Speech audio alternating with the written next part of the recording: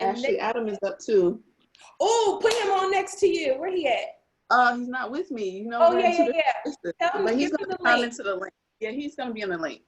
Give him the link and put him on real quick.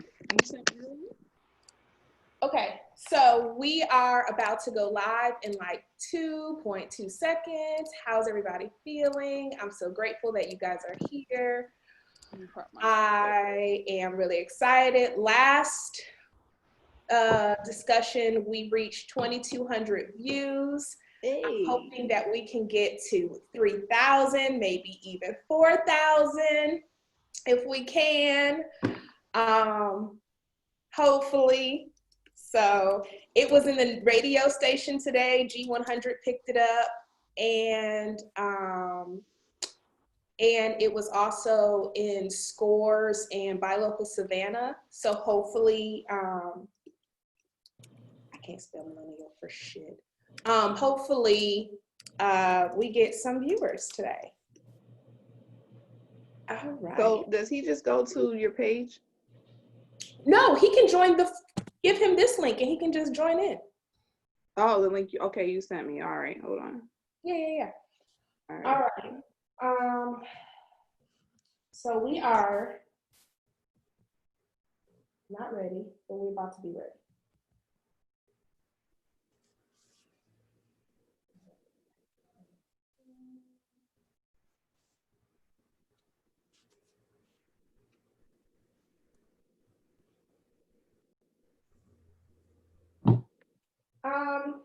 Hey Reagan, I'm having a slow moment. Oh, never mind. I'm smart again. Hold on. 1 second. There we go. I was like, how do you go live? Okay, so let me drop this link to you guys right now.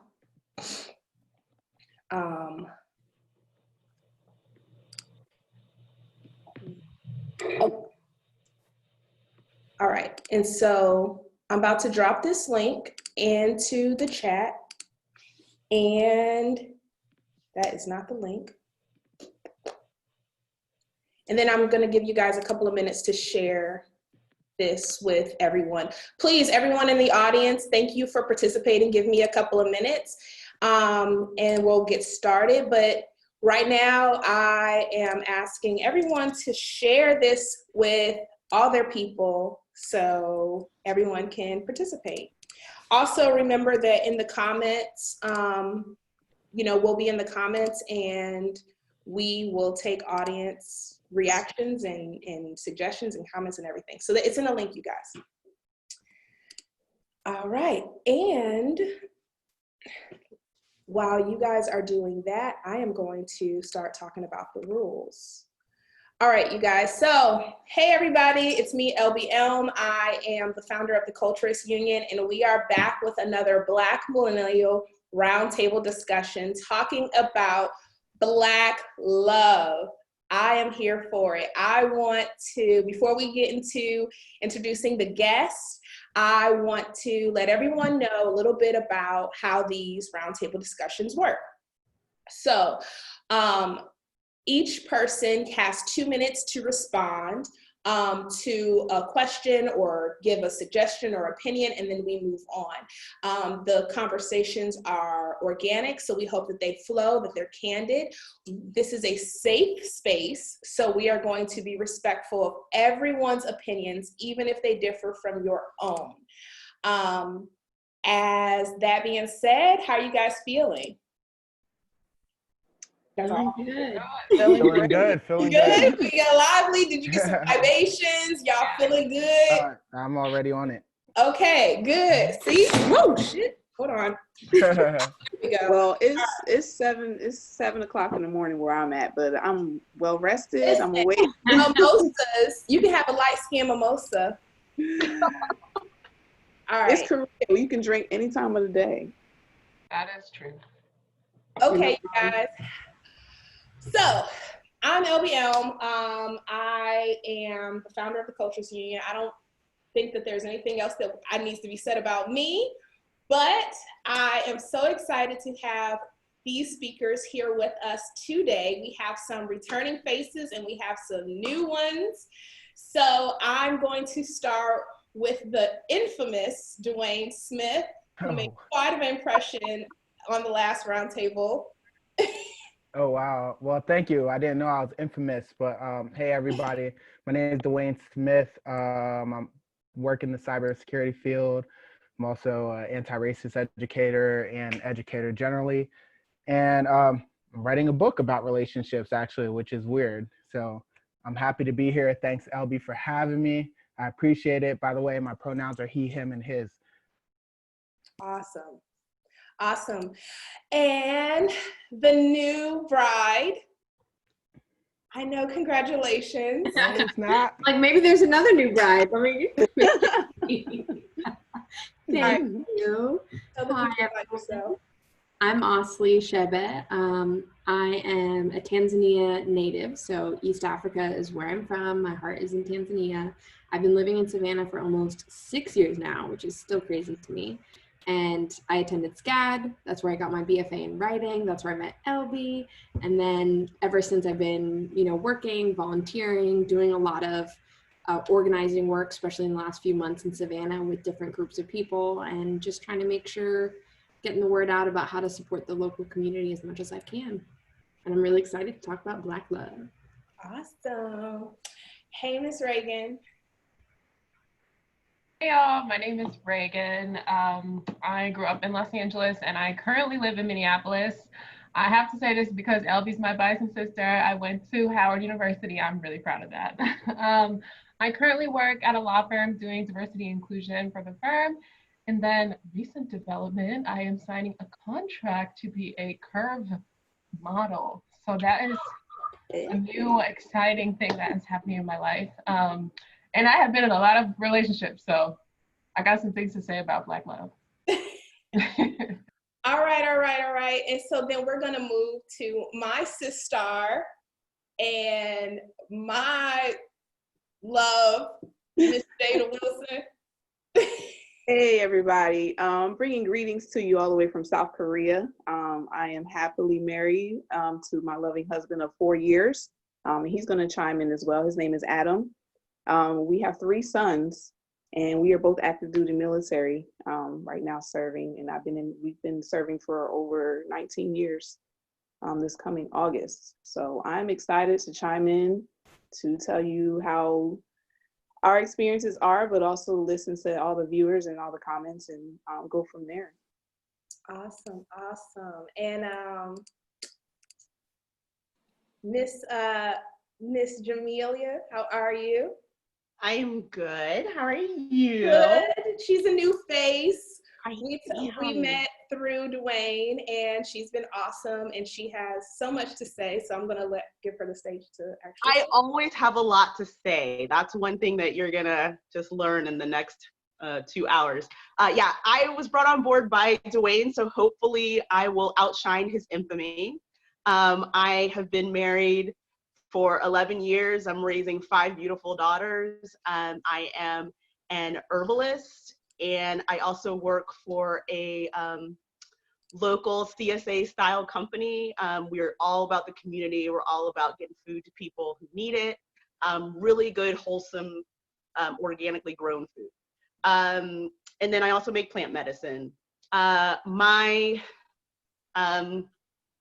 guess my pedigree regarding this conversation is that my husband is white, so I'm gonna talk about how Black love is represented in interracial relationships and also in parenting.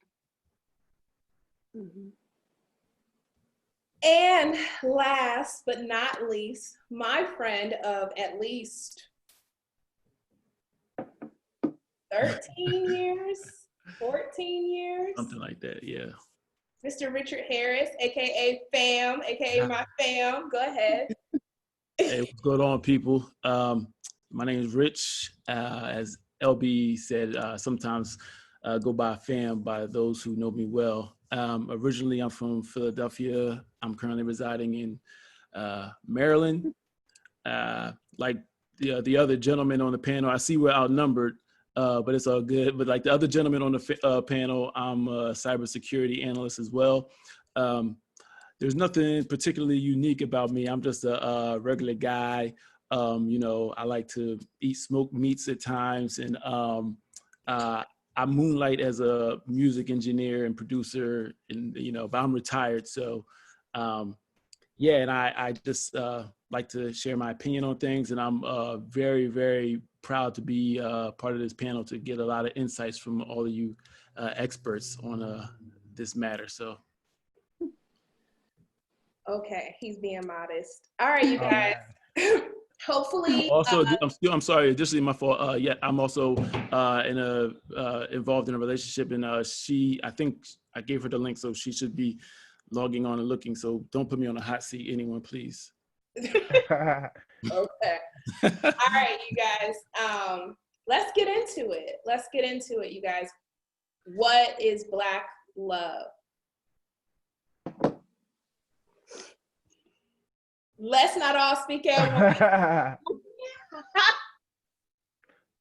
So, I mean, my take on Black love is that love starts with yourself first. So as a Black man or a Black person, loving yourself first, then loving your people, the people you came from, your ancestors, the Black community, and then actively, love is an active word, right? It's a verb. So it means to actively engage in the act of loving yourself, your people, your partners, etc. I agree. It is about self-love at first.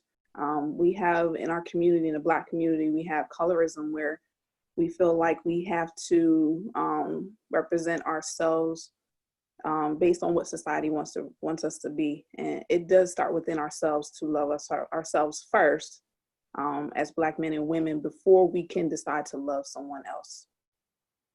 Well, I agree with that that I think it's an extraordinary act in these times and in these spaces, because we all exist in a world or not even a world, but just a country that is stewing in anti-Blackness. So to strike out against that and to love not only our own Blackness, but the Blackness in other people, that's a revolution. That is more than just, because it's something you have to work at every single day when you're being told that Blackness is not worth loving. Absolutely. I was reading your What is Black Love, Jamila, and you said something about it's a radical act. You know, when you live in a society that's designed to instill anti-Blackness in all of its people, we talked about that earlier. But if you live in a society like that, loving yourself and loving your Blackness and loving your Black community is a radical act. So love is radical, y'all. Black love is radical. Black love is radical. I love it. All right, well then that leads me to the next question. Is Black love political? So I think so, in a sense. I agree with everyone's take on Black love. There's really no right or wrong answer, I don't believe, right? However, I think when you preface love with Black, it speaks to the necessity of why we need to prop up Black love, especially in spaces like this, to remind ourselves that, you know, we were never really learned or taught how to love necessarily. And now is a kind of a awakening or a revolution to where we now have the opportunity to be mindful and speak to those things, to where we can leave spaces like this and go out and make it an actionable thing, as Dwayne mentioned earlier. So love isn't necessarily unique to any culture, right? But Black love, just as Black power or Black lives, you know, are aspects that we have to actually, you know, give oxygen to. Yeah, I think I agree. And it's so hard to learn to love yourself in an environment like that. You know, I think it took me a long time to deprogram that anti-Blackness and start to really, really love myself. And I bump Wale all the time going into my office, and he says, in one of his songs, he said, "Look at my skin, look at my nose. I'm grateful for my features." Like, that is a radical statement in and of itself when the norm is whiteness, right? You know what's Yeah. so funny? Yesterday, oh, go ahead, Reagan. No, I was just going to add and say that I think, right, maybe love itself isn't political, but I think when we're talking about Black love, we're talking about all the things that we need to do. We talk a lot about like being healthy, right? And that's so important. And a lot of the things that we need as Black people to be healthy, unfortunately, like we don't have the same access to. And I'm speaking about like mental health, right? Like we don't have the same access to mental health. That other communities do, and so that is political. If we're talking about Black love and we're talking about ourselves, like that is political. That's the first step. Yeah, I think you're absolutely right. It's so funny because yesterday my son Langston, he was watching this video of these people fighting, these like two little Black girls fighting, and I was like, why are you watching this? Like that, those are your sisters. I said, those are your sisters. And he was like, I don't know them. They're not my sister. And I had to explain to him how, as a community, those are your brothers and those are your sisters. And why are you watching something like that? And you're perpetuating negativity. And that's the type of, energy you're going to get and all this other stuff. And so Jada, as a mother, how do you teach your children, Dwayne too, as a father, Bam too, everybody, clearly. How do you teach your children how to embrace Black love? I think it has to start with me and how I talk about myself and how I talk about my body and how I talk about, as you mentioned, your sisters, your brothers, how do I engage with Blackness as a concept? And then how do I engage with with Black people that I'm in deep relationship with? And how do I elevate that? Because that's what my children need to see. They need to see me loving my Blackness, every piece of my Black self every single day, and speaking to the beauty of their Blackness. But also, just helping them understand that you don't find the love in yourself from outside, because the outside world, they're going to tell you things that are a lie. They're going to lie to you. We don't embrace that. That's not what we're here for. We are here to love this. We are here to love what's inside of you. And I just beat that drum every single day. Like, your mom is a delightful Black woman, girl. Just, you're lucky. Feel that, okay? And it seems almost overt, or it seems like it's too much, but I think, again, when they're watching TV and all they're seeing are white moms, I mean, we make a conscious effort to avoid that, but when you're seeing white as norm as a little kid, like, we need to take the extra step. We need to be overt in our love of Blackness. Yeah, I agree with, I'm sorry, your name was Jamila? I'm sorry. Jamila. Okay, I agree with her in the sense where it starts early, right? And it starts with oneself, right? You have to love yourself, and then that's reflected upon to the children. But it starts early where you normalize every aspect of their life to see Blackness as equal. So with dolls, their early childhood books, things they may see on TV. So when they see representations of themselves, they don't go off into the world necessarily thinking, when we grew up, it was like, you got teeth for your big nose, teeth for your big lips, things that Dwayne mentioned earlier, right? And we had to kind of like work our way through that. And now we're at a point again where it's like, we see like we're embracing those things. And so now we're bold enough and proud enough to like instill those into our children early on, where they won't have to grow up kind of like trying to make sense of like, well, why am I like this necessarily? So for me, and I agree, I do agree. So for me, my son is 12.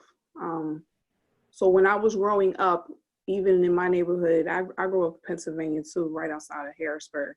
So the Black community was very prevalent, but the male Black community embracing the Black woman or showing affection and love was not always represented. So my husband and I, we make sure that we tell our son that it's okay for a man to have emotion, to feel love, or to feel like he is not loved. And that showing that emotion is a representation of, expression. And I want to teach my son that it's okay to be loved and it's okay to love. Because, you know, at his age, some kids are all grossed out about parents kissing each other or showing some type of affection. And my husband and I make it a point to do that in front of him, only to show him representation of what it is to love someone else.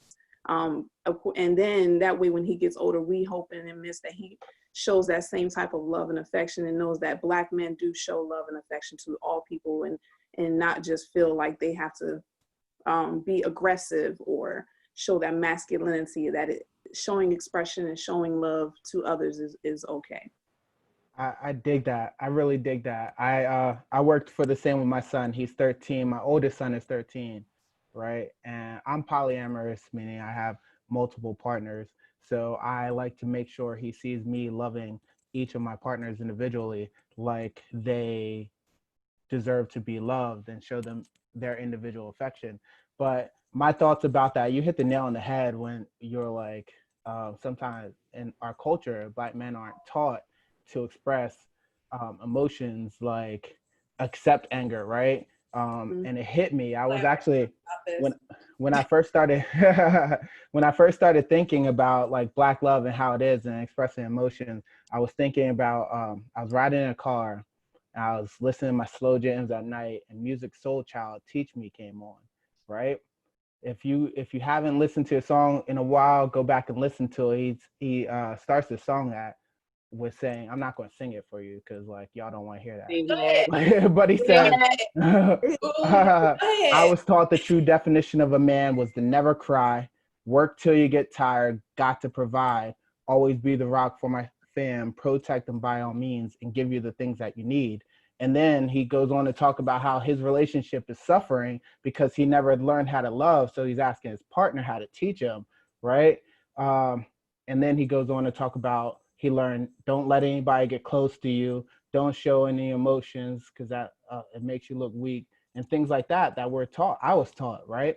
But I think the act of Black love, again, it's a verb, right? It's an active act.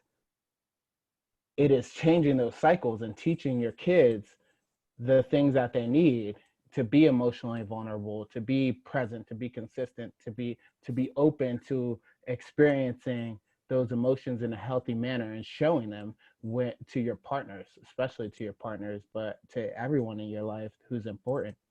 So are Black people ready for softness and love? Are we ready to have those conversations, to reprogram, deprogram us from teaching our especially our male children to not be so hard, or not be so, to toughen up, boys don't cry, things like that?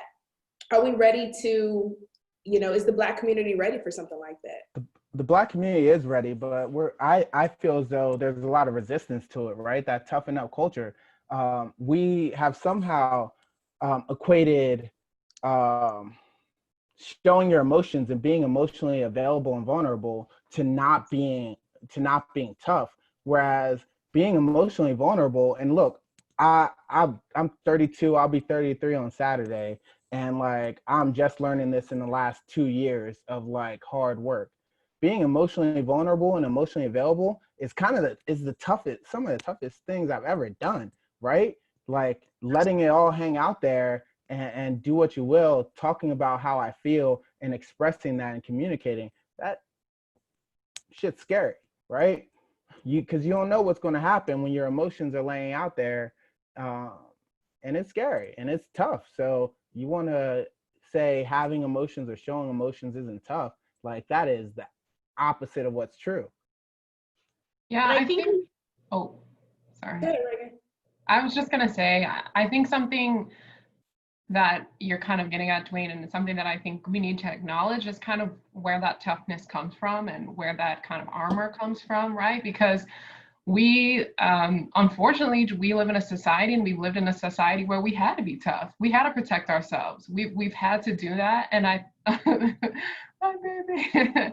And I think, part of that is unlearning that, but also figuring out where that line is, because unfortunately we're not in a place in society where we don't have to protect ourselves every day we walk outside the door. you know, I have to protect myself in the workplace. I have to protect myself when I'm going out and dealing with other people. And that's unfortunate, but figuring out how to navigate that and navigate protecting yourself kind of on the outside world, but then inside being vulnerable, being emotional, that's something tricky to navigate. And I just think we have to acknowledge that is tough. Can I ask you? I dig that. Say again. Because you're in an interracial relationship, right? And Me. Yes. Several. Oh, me and too. so when you have to be in white spaces all day, you're in a law firm. When you come home, do you feel safe? Well, I mean, like, do you feel like you are able to take that mask off and be your authentic self? Yeah, but that's how I chose my partner, right? I didn't choose Right. somebody. Exactly. I didn't choose somebody who I had to mask myself from. And I was very upfront when we were dating about the fact that, like, look, I'm Black. We're going to talk about Black stuff. We're going to talk about Black issues. And if this isn't for you, then you can hit the door. And, you know, it's really interesting because my relationship is not only interracial, it's actually international. My boyfriend is from South Korea originally, and he grew up there and he's lived there most of his life.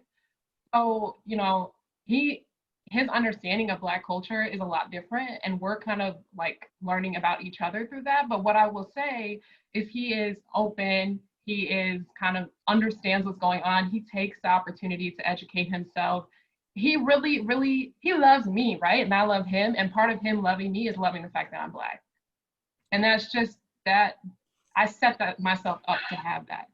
I dig that. I think as a whole, you know, this question kind of stems from the fact that as a whole and as a community, we're not teaching each other that you can choose partners who don't have the qualities that you don't want in a partner, right?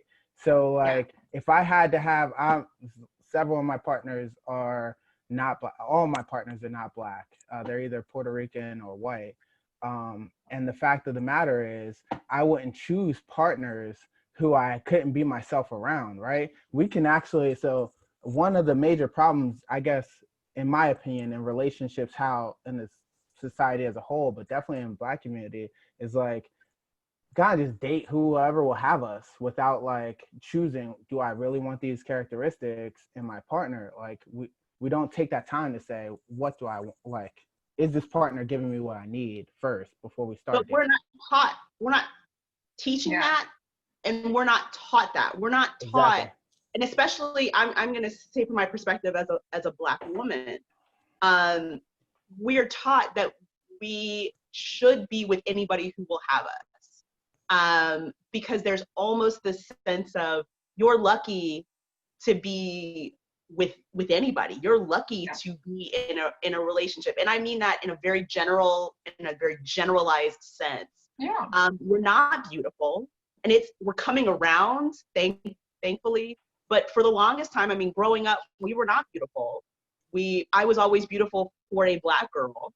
And so we're kind of taught to accept and not be too picky. Don't be too choosy. And I think that that's a thing that as we start to come out of survival, which is where we've lived for so long, we've lived in this survival mentality. That's why we can't be vulnerable. That's why we teach our children to be hard and protect ourselves, because the idea of sending them out into a world that doesn't love them is terrifying. It's terrifying. So as we come out of this need to just survive and embrace this idea that we can and should thrive, I think teaching the idea that you can say no. You can find people and you can demand better. And in my case, I mean, my husband, I taught him. I was myself, but still in hiding a little bit. And we got to a point where I was like, okay, let me tell you how you gonna make this house safe for me and for these children. You got work, friends. We're going to work. But I think that's the other part of what you're saying, Dwayne, is yes, select a partner who is going to afford you that safe space. But also, if you're going into relationships, be prepared to pull up your sleeves and be like, all right, here are some things that we got to work on to get this relationship to functional and to keep it there. Absolutely. one of the things we're also like, we also place our own intrinsic value on the fact whether or not we're in a relationship, whether or not we're married. You know, we place the value on ourselves of into our relationship, and that's problematic as well. I always say you have to be your own primary partner, and what that means is you have to have that relationship with yourself and honor your relationship with yourself first. And that's like the cousin of not choosing and not putting in the being choosy and not putting in the work in your relationship. Like you also have to like disassociate your own value with whether or not you're in a relationship or what kind of relationship you're in, or like, is this relationship heading towards marriage or not? I want to hear from Ashley because I haven't heard. I was just about to speak. Good timing. I was just going to say, Jamila, you bring up such an important point, that idea of survival, because that is life for so many Black folks, is just surviving. Especially, I found since moving back, because I actually grew up in the US when I was about a year old. My family moved here and we lived here up until I was about 10 years old. So really most of my adolescence was here in America, in Minnesota, actually. And so much of it is just surviving. You're just making it, you know, day by day, just trying to make it as a Black person in this world. So that added extra, and that's what we see it as, like being in love, being in a healthy relationship as a Black person keeps being perpetuated as like a privilege or a royalty, something extra that we get on top of just being alive.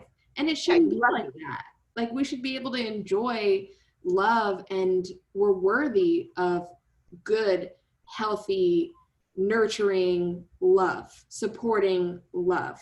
Because I feel like so many, just like y'all were all saying, so many Black women, especially dark-skinned Black women, are just like, look, if I'm going to get a guy, that's good enough. Like people don't love me for how I look. People don't love dark-skinned women. So I should just be happy with what I got and settle. And, you know, that's that on that. But it shouldn't be perpetuated that way. It shouldn't look like, oh, well, you're the only Black girl in our class, so the fact that anyone likes you at all is like pretty good. Right. Like, oh, that guy likes you? Like I heard all that kind of stuff growing up, and it was just toxic, because exactly that. You end up beginning to date as a young Black woman and you just take anything and everything. I mean, there's relationships where I've sat there and looked at the person that I was spending all this time with and putting so much emotional labor into, and just went like, no, I don't know why I'm doing this. This goes against everything that I stand for. This person doesn't really seem to care that I can't just be a person in this relationship. At the end of the day, I am a Black woman, especially when I've dated white men. It's been particularly difficult for them to understand that when I'm navigating this space, it isn't as simple as, oh, I'm here and I just exist. There's other things I have to deal with that I don't expect you to ever fully understand, but you should at least be doing everything you can to try to understand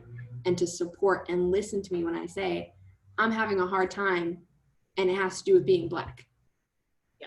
And I want to add, just for clarity for anybody who's watching, when I say, and I assume, Ashley, when you say survival, I mean, yes, there's an element of just economic survival, like surviving from day to day, being able to eat. But I want people to understand that that's not just reserved for folks who are struggling with capitalism in this country. It is even for us who are considered comfortable financially and secure financially. We still are motivated by survival. We still make choices, and our choices are informed by simply surviving in this brown body.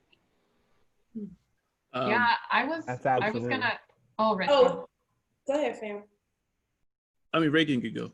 I mean, I'll go after her. I mean, no, it's okay, go. Ladies go. first. I was just gonna say, I kind of lost my train of thought.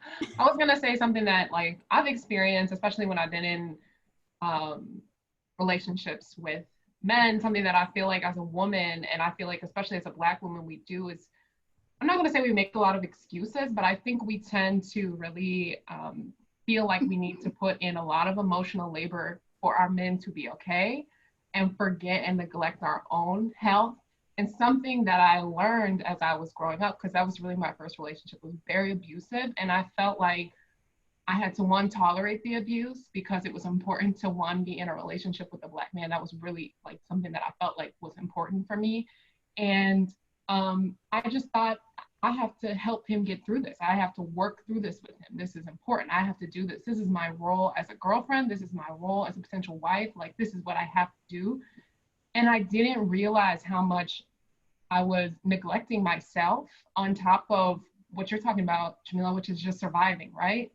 And so for people who are listening, something that I really, really suggest you do is that you really sit down and you really think about what a healthy relationship is, where you are not letting any of yourself be unhealthy in that relationship. And also, like, something I did, I just wrote down a list of the things that I knew I wanted in a relationship. Like, I want open communication. I want somebody who does these things and recognizes these things. And when I was dating, like, if I felt like that person didn't have that, that was I'm not going to do this with you, right? Yeah, peace. Goodbye. See you later. Thank you. Next. I think. Sam was gonna go, and then we're gonna go to a different. Now, you know, her perspective was so enchanting. I kind of lost my train of thought now, but kind of to couple off of what the other panelists were saying a little bit earlier in terms of like women almost, or them as women, almost feeling like they have to settle or accept what they're essentially being given. I think it's important and imperative for Black men to really hear that and let that resonate, because what we're up against is so complex in terms of the system of supremacy, which is, under that is a structure of patriarchy, right? And so I seen something interesting where it was a meme or something, on these online sites, where it said something to the fact that, men only tend to speak about women through the lens of what they can do for them, right? And not the woman as an individual. And that kind of resonated with, and it's like, reading that and then like going into different male spaces or water cooler talk, you kind of see that. It's like, well, wait a second, you're only giving her props, because she was attractive or something like that, something she did for you, not necessarily exclusive to herself. So I thought that was kind of interesting. And when other panelists were speaking, that kind of came to mind. So it's just that we have to not only acknowledge the oppressive system, but also the patriarchy that we as men tend to want to kind of adhere to as well. Absolutely. Anybody want to comment on that before we? Oh, I mean, I'll comment. I co-sign 100%. Like, in the sense, black men have to do historically speaking, Black men haven't done the work to break down the patriarchy that exists in our culture, right? A lot of times we're not looking at our Black women as a partner. We don't go into relationships like we have a partner, like we have an autonomous human that we're in a relationship with. It's my girl or my wife or something like that. And in the sense that to do that, we have to redefine how we think about relationships in the first place, right? And that's another. I have a rant about that, and I'm sure we'll get to it. So we can move on. But yes, the patriarchy, dismantle that. How? Say again? How do we define relationships? I know that there are some people here who are Christian based. There are some people here who are, agnostic. Some people here who, many different religions. But how does love impact? Is religion a key factor in the way that you see love, feel love, give love? Should it be a factor in Black love? I don't know. Does anybody else want? I have thoughts. So I mean, I threw this out. This is a controversial topic, but I wanted to. Let's have it. Let's do it. I'll chime in. I'll say. Oh, yeah, me and you. I mean, we can even talk about our history of having a conversation years ago about love and religion, and then like completely changing that around years later. Yeah, like I'm non-religious, and I think, you know, overarching a lot of these topics or subtopics, it all comes to if all the parties involved agree with the terms of the relationship. Like, we can't tell someone what a relationship looks like, right? Like, Dwayne is, you know, polyamorous, right? Some people don't agree with that, but as long as him and the other parties involved, is that what they agree with? Who's to say that's wrong? You know, so if I'm non-religious, or if someone is, you know, practices Islam and someone else practices Christianity, I've seen relationships like that work. So, I mean, it's all about the parties who are all involved to determine if they agree with the terms or not. So, I mean, Yeah, I feel that. Sorry, somebody else starting to speak. No, that was just me. You go ahead, baby. Go. So personally, right? So to the overarching topic about religion and relationships, and we just got off of the patriarchy. We have to like do some examination about how patriarchy and religion are intrinsically married, right? There's a lot of patriarchy in religion, and I'm not trying to bash religion at all, but there just is in general. And like, if you dismantle that within your religion and within your relationships, then that's fine, but it still has to be dismantled. Secondly, yes, we have to change how we define relationships. And like Rich was saying, relationships are a series of negotiations, right? You have to have these negotiations up front and take these agreements. Just like Reagan was saying, I want this, I want that, I want that. And I set boundaries. I won't accept this, that, or the third. Well, okay. Now, like, that's the start point. That's the discussion point where it kicks off. Now you start to make these agreements in your relationship, and you hold each other to them and work to enforce them with each other, enforce them within yourselves, and manifest them together with each other. I think another thing that I would love for us as people to dismantle is the idea that religion owns relationships and owns marriage. Because we struggle with that. We struggle with that when we are talking about how to define what is a relationship, what constitutes a relationship, what relationships are valid and what aren't. And it sets a norm to me that is just like white supremacy, you know, everything is informed by whiteness's norm. When we grade relationships, we grade the worthiness of relationships from a religious lens as though they inherently belong to a certain religion. And I've had this argument with people about, well, you know, a marriage is only valid if it's done in X, Y, and Z ways. And I'm like, no, because religion. And I'm like, no. Marriage is also a civil institution that has nothing to do with religion at all.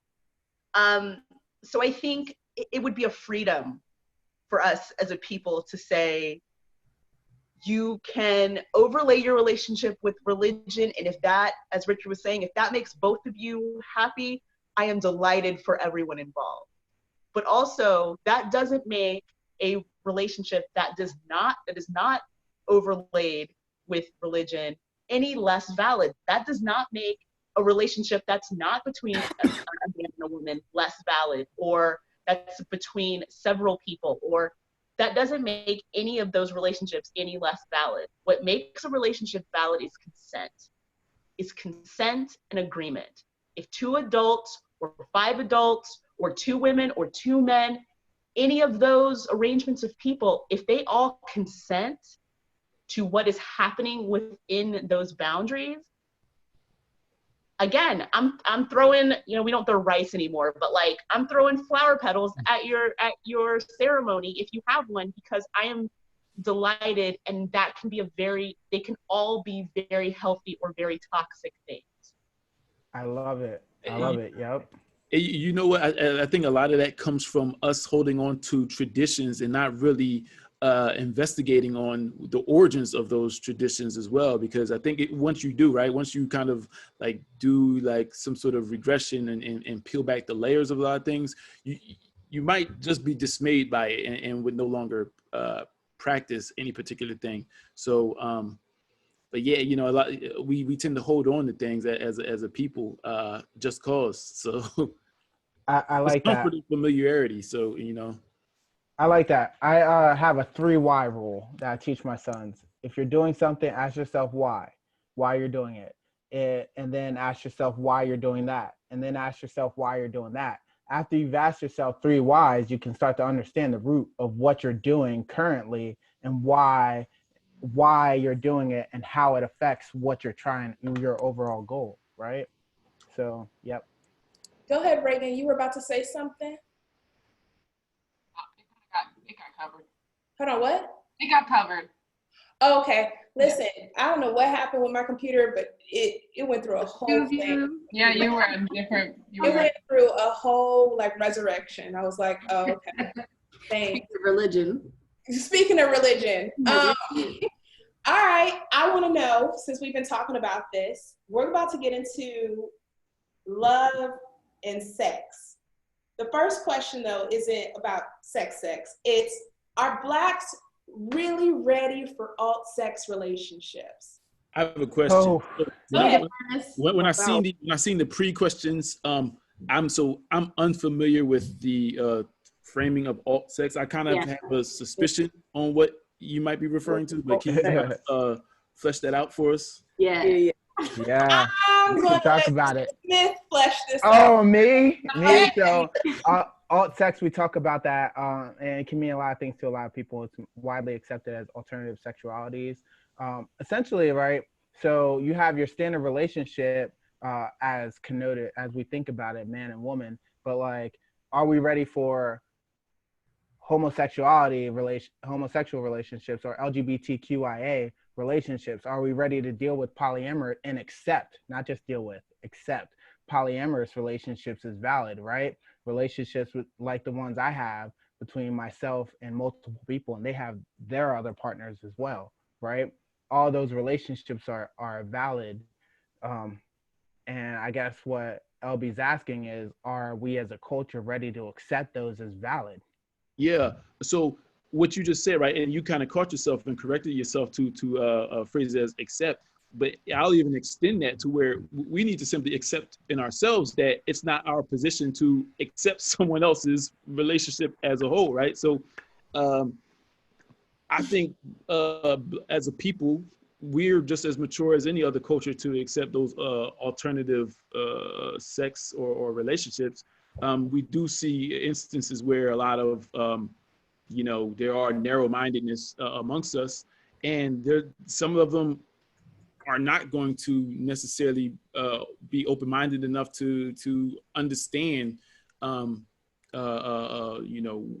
reality is becoming these days, right? So, I'm not about abandoning anyone, but how much work can you do to reform someone who's not willing to just see things for what they are? How did you reform, or did you ever reform, or were you always just this open and curious? How did you, as a Black man, get to the point where you are so open and free about different levels of love or different loves? Right. Because so I believe in trans relationships or interracial relationships or homosexual relationships, any type of relationship, right? And I think about that, right? And I think probably all of us seem like we're forward-thinking individuals. That I think at some point in your life you might reflect on, like, wow, how have I become so open-minded or conscious to these things? And I don't ever really remember myself kind of being dismissive of any homosexuals or transgendered people. So it's not that it was always in the sphere that I occupied, but I think one thing was leaving home, right? Leaving home and joining the military and, seeing the world and understanding it was more than what I already knew. So, and I can't imagine that everyone else doesn't share that same sentiment. I feel like so much of it too is like we do other relationships a disservice when we even call them like alternative sex or alternative relationships, because it's like alternative to what? The right. heteronormative binary relationships that we've grown up with. And I think another thing is we have this, at least in my experience, especially with elder relatives, like my grandma, for example, I was raised to believe that you don't talk about homosexuality with young people because it's this like very taboo, controversial, like lewd thing. Just the very act of, people of the same sex sleeping together is like, oh, we automatically go to that assumption. Like if you're talking about someone who's homosexual, you're talking about sex right away. Away. Exactly. So I remember, because my little sister is 10 years younger than me and my older sister is 2 years older. So we both grew up with her being very, a lot younger than us. And in some ways we were there for a lot of different moments of her adolescence and teaching her things. And one of which is when she was like, oh, that's a woman and that's a woman. I think we were watching Glee or something. And she was like, and they're kissing. I was like, yeah. And she goes, okay. And I said, and do you understand? Like, do you have a question? And she's like, no, it's just two women who kiss. And I was like, yeah. And she's like, do boys and boys kiss? I was like, if they want to.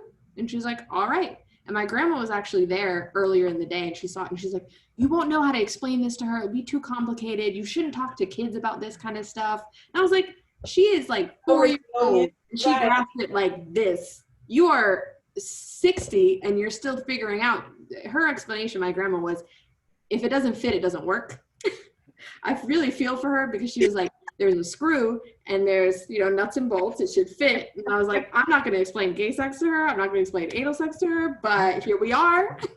Grandma didn't know, it still fits, but. The way the world is now, because so many, everything is transparent and kind of, to our display, I feel like that mindset is going to be stamped out eventually. Like it almost has to, like it's because everything is becoming the norm now. So our children and our children's children are going to grow up, not questioning why two women are kissing or things of that nature. So, time will reveal that.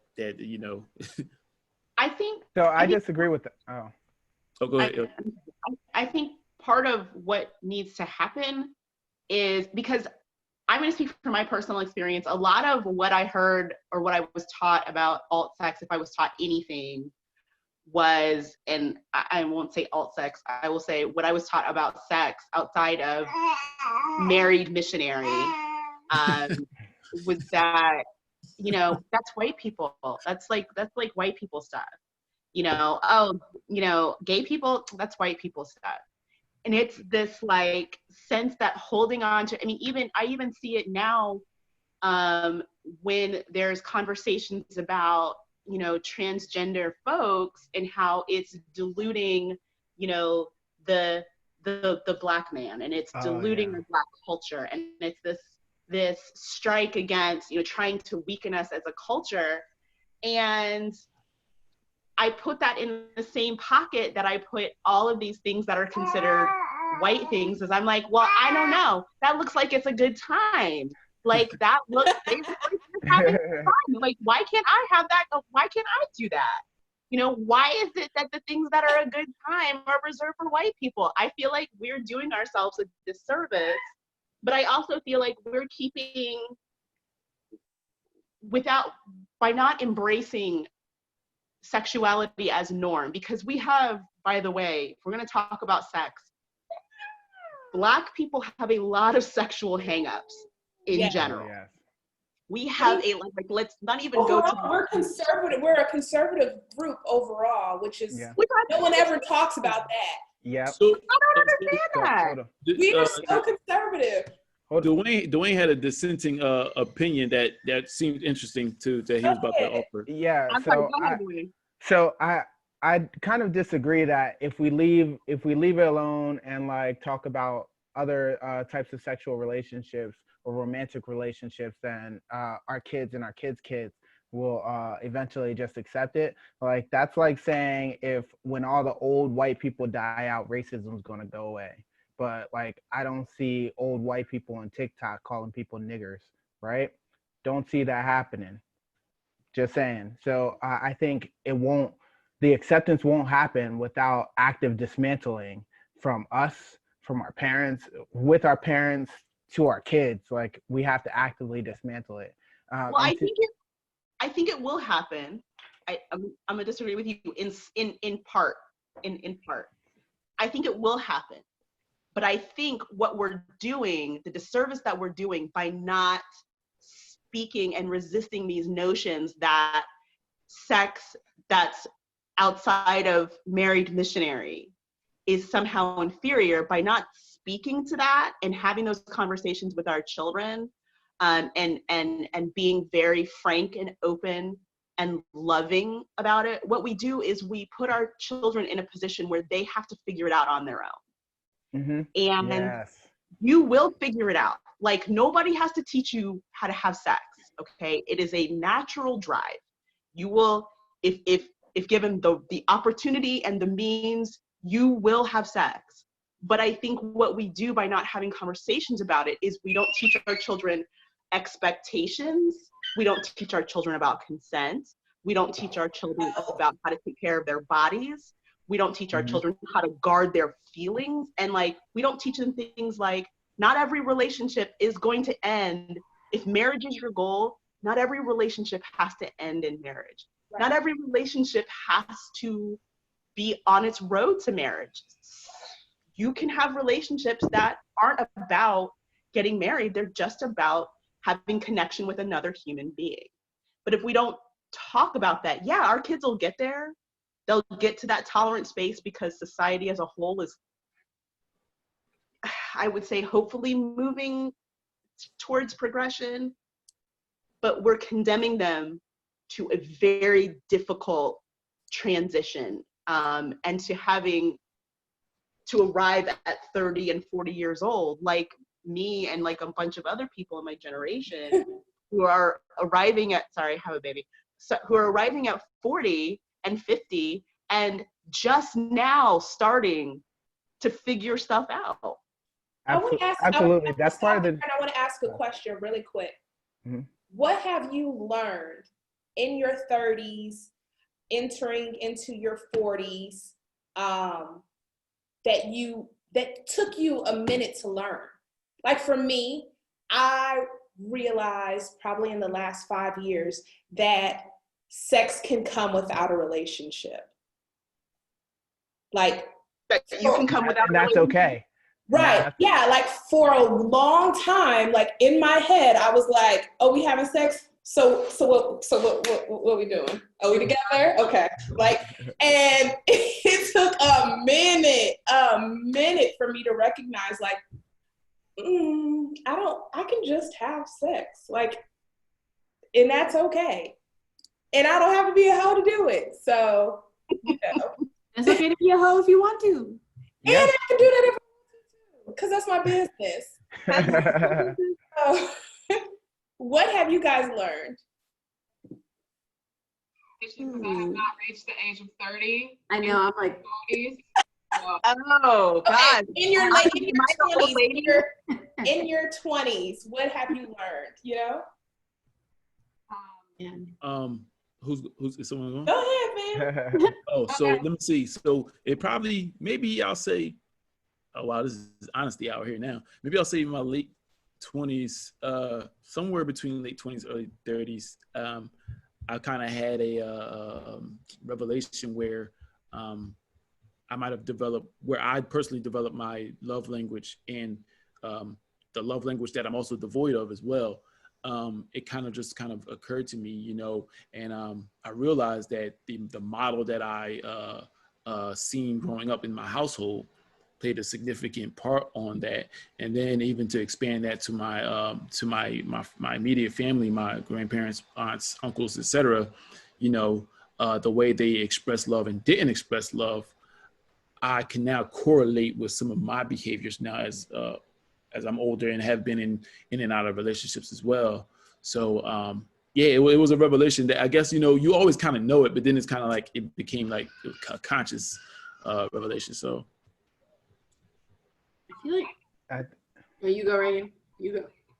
I kind of touched on this earlier, but when I was kind of in my first real grown up romantic relationship, like I dealt with a lot of emotional abuse. And I think, you know, whatever, at the age of 19, 20, like I expected that.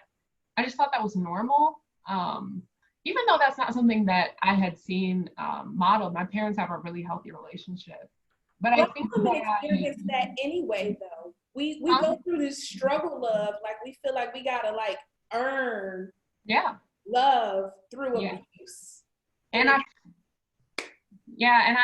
recognize a lot about, like, as a woman, what my voice was in the relationship, and that I had a voice, because a lot of times I felt like I didn't have a voice. I think also too, like, a big thing I learned, and you kind of touched on this, Jamila, is like, I learned what consent was. And I mean consent, like, just across the board.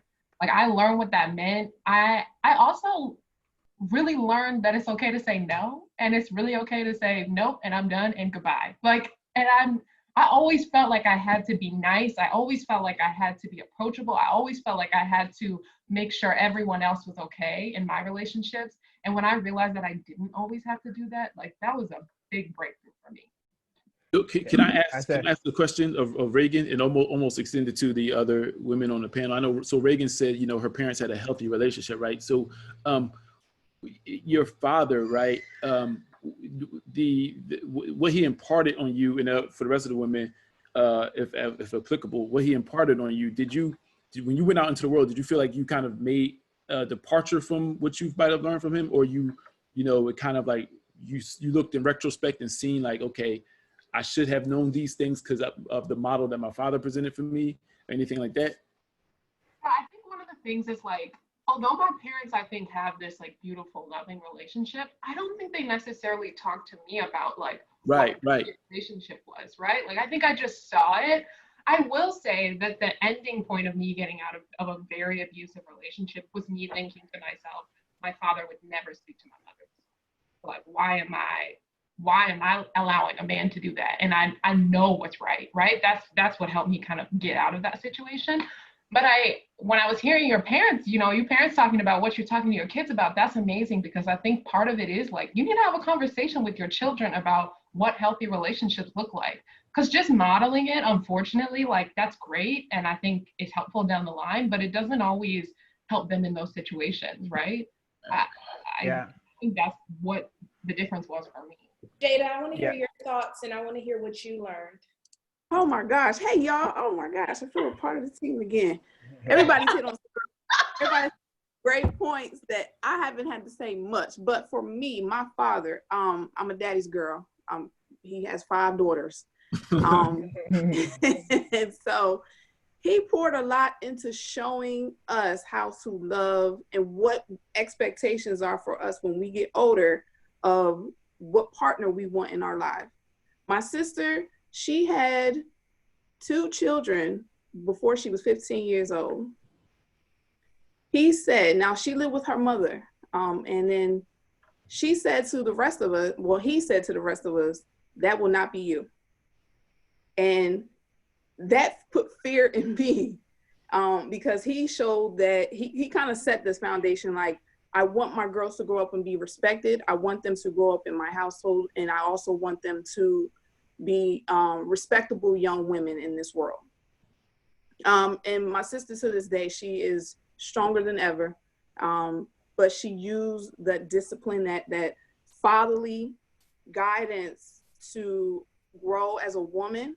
And it showed us, though her younger sisters, like, even when I started to become a young woman, you know, I started to be out there in the world, free myself, and I'm in the military, so I see all these fine men, and, you know, I start to understand who I was as a woman.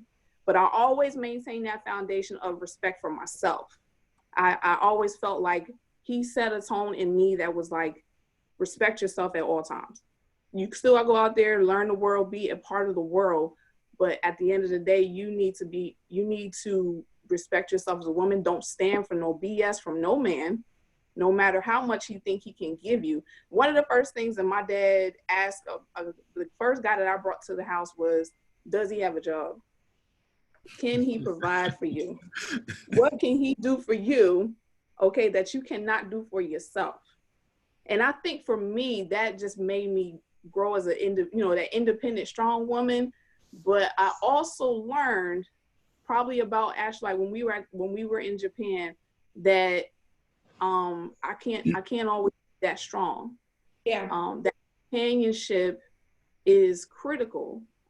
Because I broke down plenty of times when we were in Japan, being a single mother and going through struggles, girl. The struggle, like I'm struggling, and I didn't know how to ask for that help. I had to allow someone. I had to let my guard down a little bit, my strength, and allow someone in. As hard as it was, I still remember that my father was like, "But you got this. It's okay to put your guard down."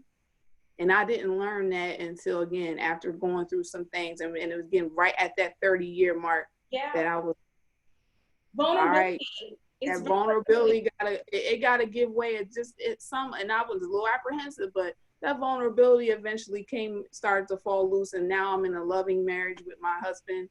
But it did take some time. I feel like I should get credit for that, because that was my idea. To be honest with you, because you had a crush on Adam, and what did I say Valentine's Day to do? Let me see, I should have my own damn TV show. I should be a matchmaker, because clearly. No. And so going back to this goes back to the conversation we have, representation. I did not like my husband at first, because my thoughts in my mind at that young age was, he's 6'3", he's light skinned, he's an athlete, he got all these girls hanging around him. I'm a single mother just trying to raise my son. I don't have time for the drama. But as I let my guard down a little bit, I started to get to know him. And Ash, this ain't no credit to you. This was just, you just so happened to be there. Okay. No, I'm just kidding. You were supportive. You were supportive. But it goes back to, I had this thought in my mind that this light-skinned man ain't no good. I want me a struggling Black brother that I can help mold and I can help, manipulate. And again, I was young, so this took some growing from me. But I didn't see him as somebody who I could be in a relationship with, because all I saw was drama. But he reassured me once I got to put my guard down and I started to get to know him as an individual. He reassured me that that's not what it was. I'm grateful for your marriage too, because he taught my baby how to potty train. So, and those are the things that I didn't eventually see in him at first. But I'm glad I let my guard down a little bit, and here we are. But it took a while to learn it. It took vulnerability to learn that. And again, that was right at my 30-year mark. Anyone else? What have you learned in the last 5 years?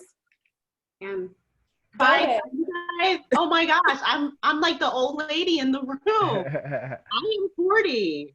Yeah. So I can speak to 30 and the beginning of 40 and consent. I'm gonna kind of piggyback off Rachel. Like, consent was something that I didn't learn really embrace until I was in my 30s. The idea that consent and autonomy together, that my body belongs to me, and I actually don't have to let my body be at the behest of anybody else. I mean, and it wasn't, not part of it was sexual, yeah, because I went into a marriage thinking that you have to please your husband, and you don't want your husband to go to someone else because he's not getting it at home, and all of these like toxic things of I have to be available to my partner because I'm scared. Not I have to be available to my partner because that's a need that I want to fill for him. It's I have to be available to my partner because I'm scared that he will not. I mean, what the hell is that? Like, right? What is that as a thought process of I need you to just, take our relationship seriously and realize that we have a commitment to each other where we've agreed that we are not having sexual relationships outside of our marriage to each other. It's not that. It's you are free to go do whatever you want, and it's up to me to keep you from straying. That's such a weird Patriarchy. It's There it is. That's what it is. Yeah. And it's so toxic. All goes back to It all goes back oh, you didn't go, Oxley. Tell me. Yeah. Oh, okay. But were you I done? didn't go either, but okay. Camila? No, so These conversations are good. Okay, well, my bad. Oxley. Go ahead.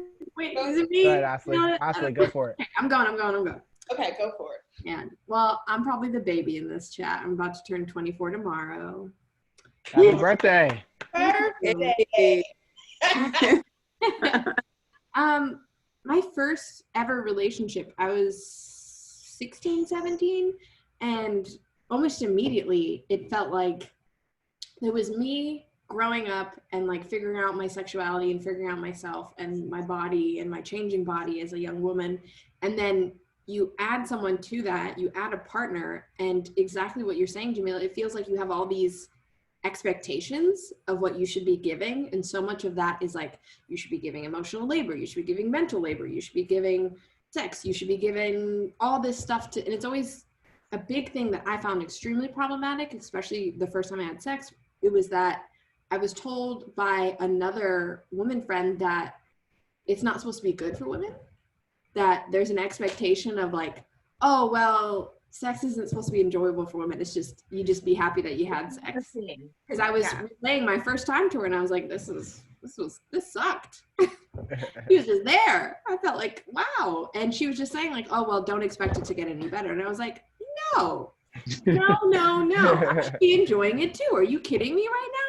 Like there are two people in this and there could be more, but point is, it's like, it's not transactional. I'm not just a body in it. And it's like, well, thanks for that. I'm just gonna in the hole and then dip out. Like, no, there's another human being in the room with you. Like, acknowledge that, check in with them, see if they're good, see if they're enjoying themselves. And I found so many men talk about, especially when I've had like male partners, they just talk about, oh, we can't really tell, women fake it. I'm like, you communicate. Oh, you talk to the person you're sleeping with. Like, even if it's a one night stand, even if it's a quick hookup, there should be some level of communication. You can. If you can't tell, it's not good. If you can't tell, right? Oh, it's just so baffling to me that there's this expectation that it can happen, and that a woman or someone else that you're having sex with doesn't have to enjoy it. I mean, I get it. There's sometimes where people can struggle because they're like, oh, this partner did not orgasm, therefore they must have not enjoyed it. Some people have issues with that, but you should be openly communicating with them to understand what they want out of this, and if they're enjoying themselves, if they feel comfortable, if they feel safe. I think we should normalize checking in beyond just that first, like, okay, we're doing this. Like, are they comfortable throughout this process? Because someone can say no at any time, and absolutely, no, it's supposed to end right there. And it's just like, it's something that ever since that friend of mine said that to me, I made it a point to be like, no matter what, whether it's in a relationship, whether it's a one-time thing, I'm going to make it a point that if I decide that I'm going to share this with you, I'm going to enjoy myself. Absolutely. There's a lot of patriarchy in that too, especially in hetero sexual encounters, right? There's a lot of patriarchy in that. So. Well, it's a lot of men not having because all patriarchy is allowing men to abdicate responsibility. Yeah. And so having sex with someone, the way that we teach, and this is totally tangential, I apologize, but the way that we teach having sex with people is so bizarre in this country because it's very transactional, but it's also very biological. It's, you know, I'm your mother and I'm going to teach you that this is your vagina, and a penis goes in your vagina and it goes in and out until a baby comes out. Like that's it. Yeah. That's the whole thing. That's sex. Don't enjoy it, because if you enjoy it, you're a tramp. Don't seek other partners. Don't touch yourself and figure out what you like. because that leads you to, you know, being promiscuous. That leads you to being a loose woman. And it's all very sexually negative. And then what you do is you fill these kids with shame, and then you put them together, and then you're like, Absolutely. oh, you're married now, go have sex, and it's gonna be great. And it's like, you leave them to have to dismantle so much negativity and so many problems while simultaneously teaching them that they can't talk to each other because that's weird. They can't have expectations. I can't tell you that I don't like that. I can't tell you that your tongue isn't going in the right place. Like, that's wrong. You should be able to say It's that. for real. Like, I've even had that before the moment sex. so many times. I'm like, I got a headache. Even before the sex part, like we don't teach our kids how to have relationships, and then we teach them, like, we teach sex badly. That's why, like, when we're talking about teaching our kids and talking to our kids, one, like somebody commented, our kids understand more than what we think. So we have these conversations. We need to have these conversations about, you know, relationships, about consent. That's actually how that's how I taught my son, or came out to my son, that I was polyamorous and had multiple relationships. We were having a conversation about consent. Anyway, but we need to talk about having sex and not censoring yourself and your pleasure in sex, because there's an active human in the act, at least one other, hopefully. But we also have to teach them, like, hey, like, my son's 13. Look, there's lotion in the house. Like, figure out, like, I encourage, figure out what works for you. And also, like, while you're figuring out what works for you, when you have a partner, if you have a partner, you may be asexual. He's come out as straight, and a hetero, but figure out what your partner likes. Have those discussions. What do you like? What don't you like? Like, what's going to trigger your traumas? Because a lot of, especially female-bodied people, have trauma around sex. A lot of people do, but particularly female-bodied people. So, like, have those conversations about sex, and feel free to explore. Like, sex should be an act that should be fun. It should be funny, right? If you're not laughing and enjoying the moment with your partner, then what are you actually doing? Yeah.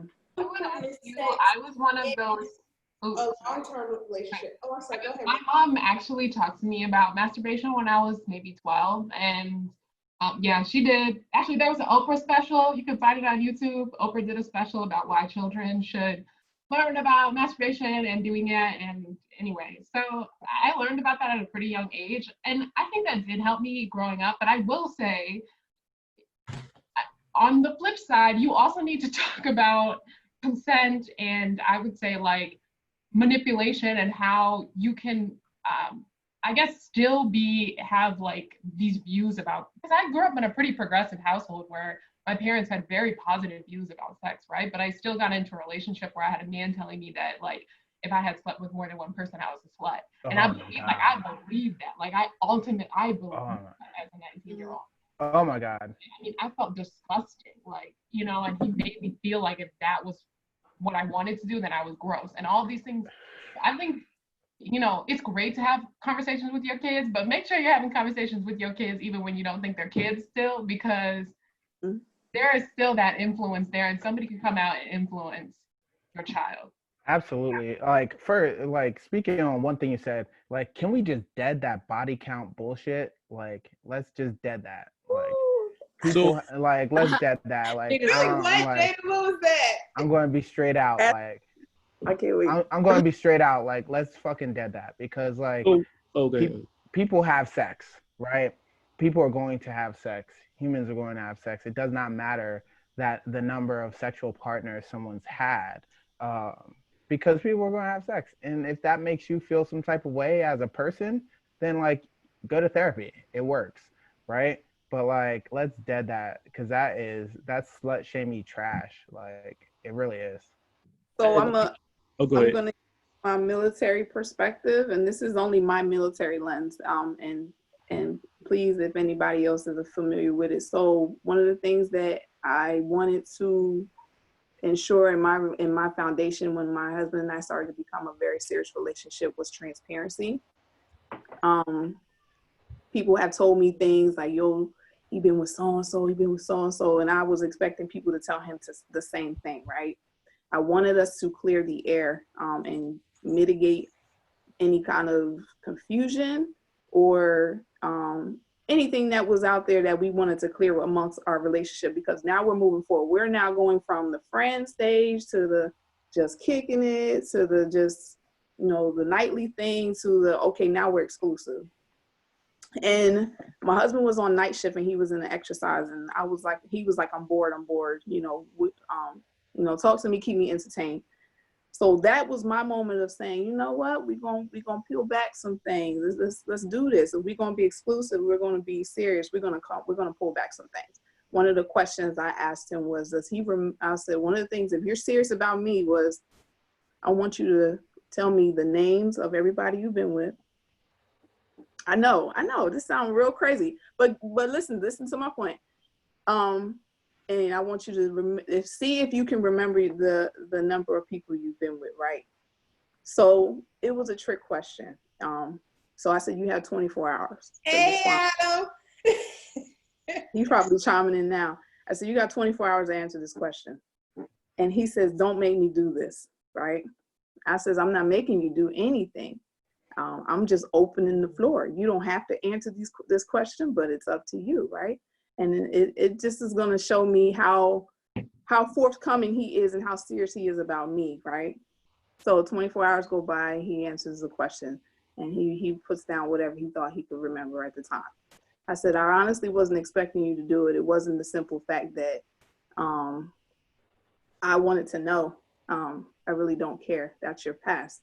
I just want you to use it as a mechanism to show you that if you're forthcoming with me, and we are in a committed relationship with just us exclusively, the feeling that you had writing those names down and taking you back to those dark spots, those people that you were like, I probably, like that cringe moment when you were thinking about it, I want you to remember that if you ever decide to step out on me in our marriage. Because if you realizing now that it's taking you to a dark space and we're not, and this is when we weren't married yet. If it's taking you, if you feel this way, if you feel that same way now, moving forward with me, know that you are going to feel 20 times worse if we ever find out that you stepped out on me in our marriage. And he was like, damn. He said, that was a trick. I said, I really don't care who you've been with. He, like you said, it wasn't to slut shame him. It wasn't to make myself feel any better about myself and my past. It was about establishing a commitment and understanding each other moving forward, knowing that we're about to be man and woman under as one. So how do we establish trust in relationships now? I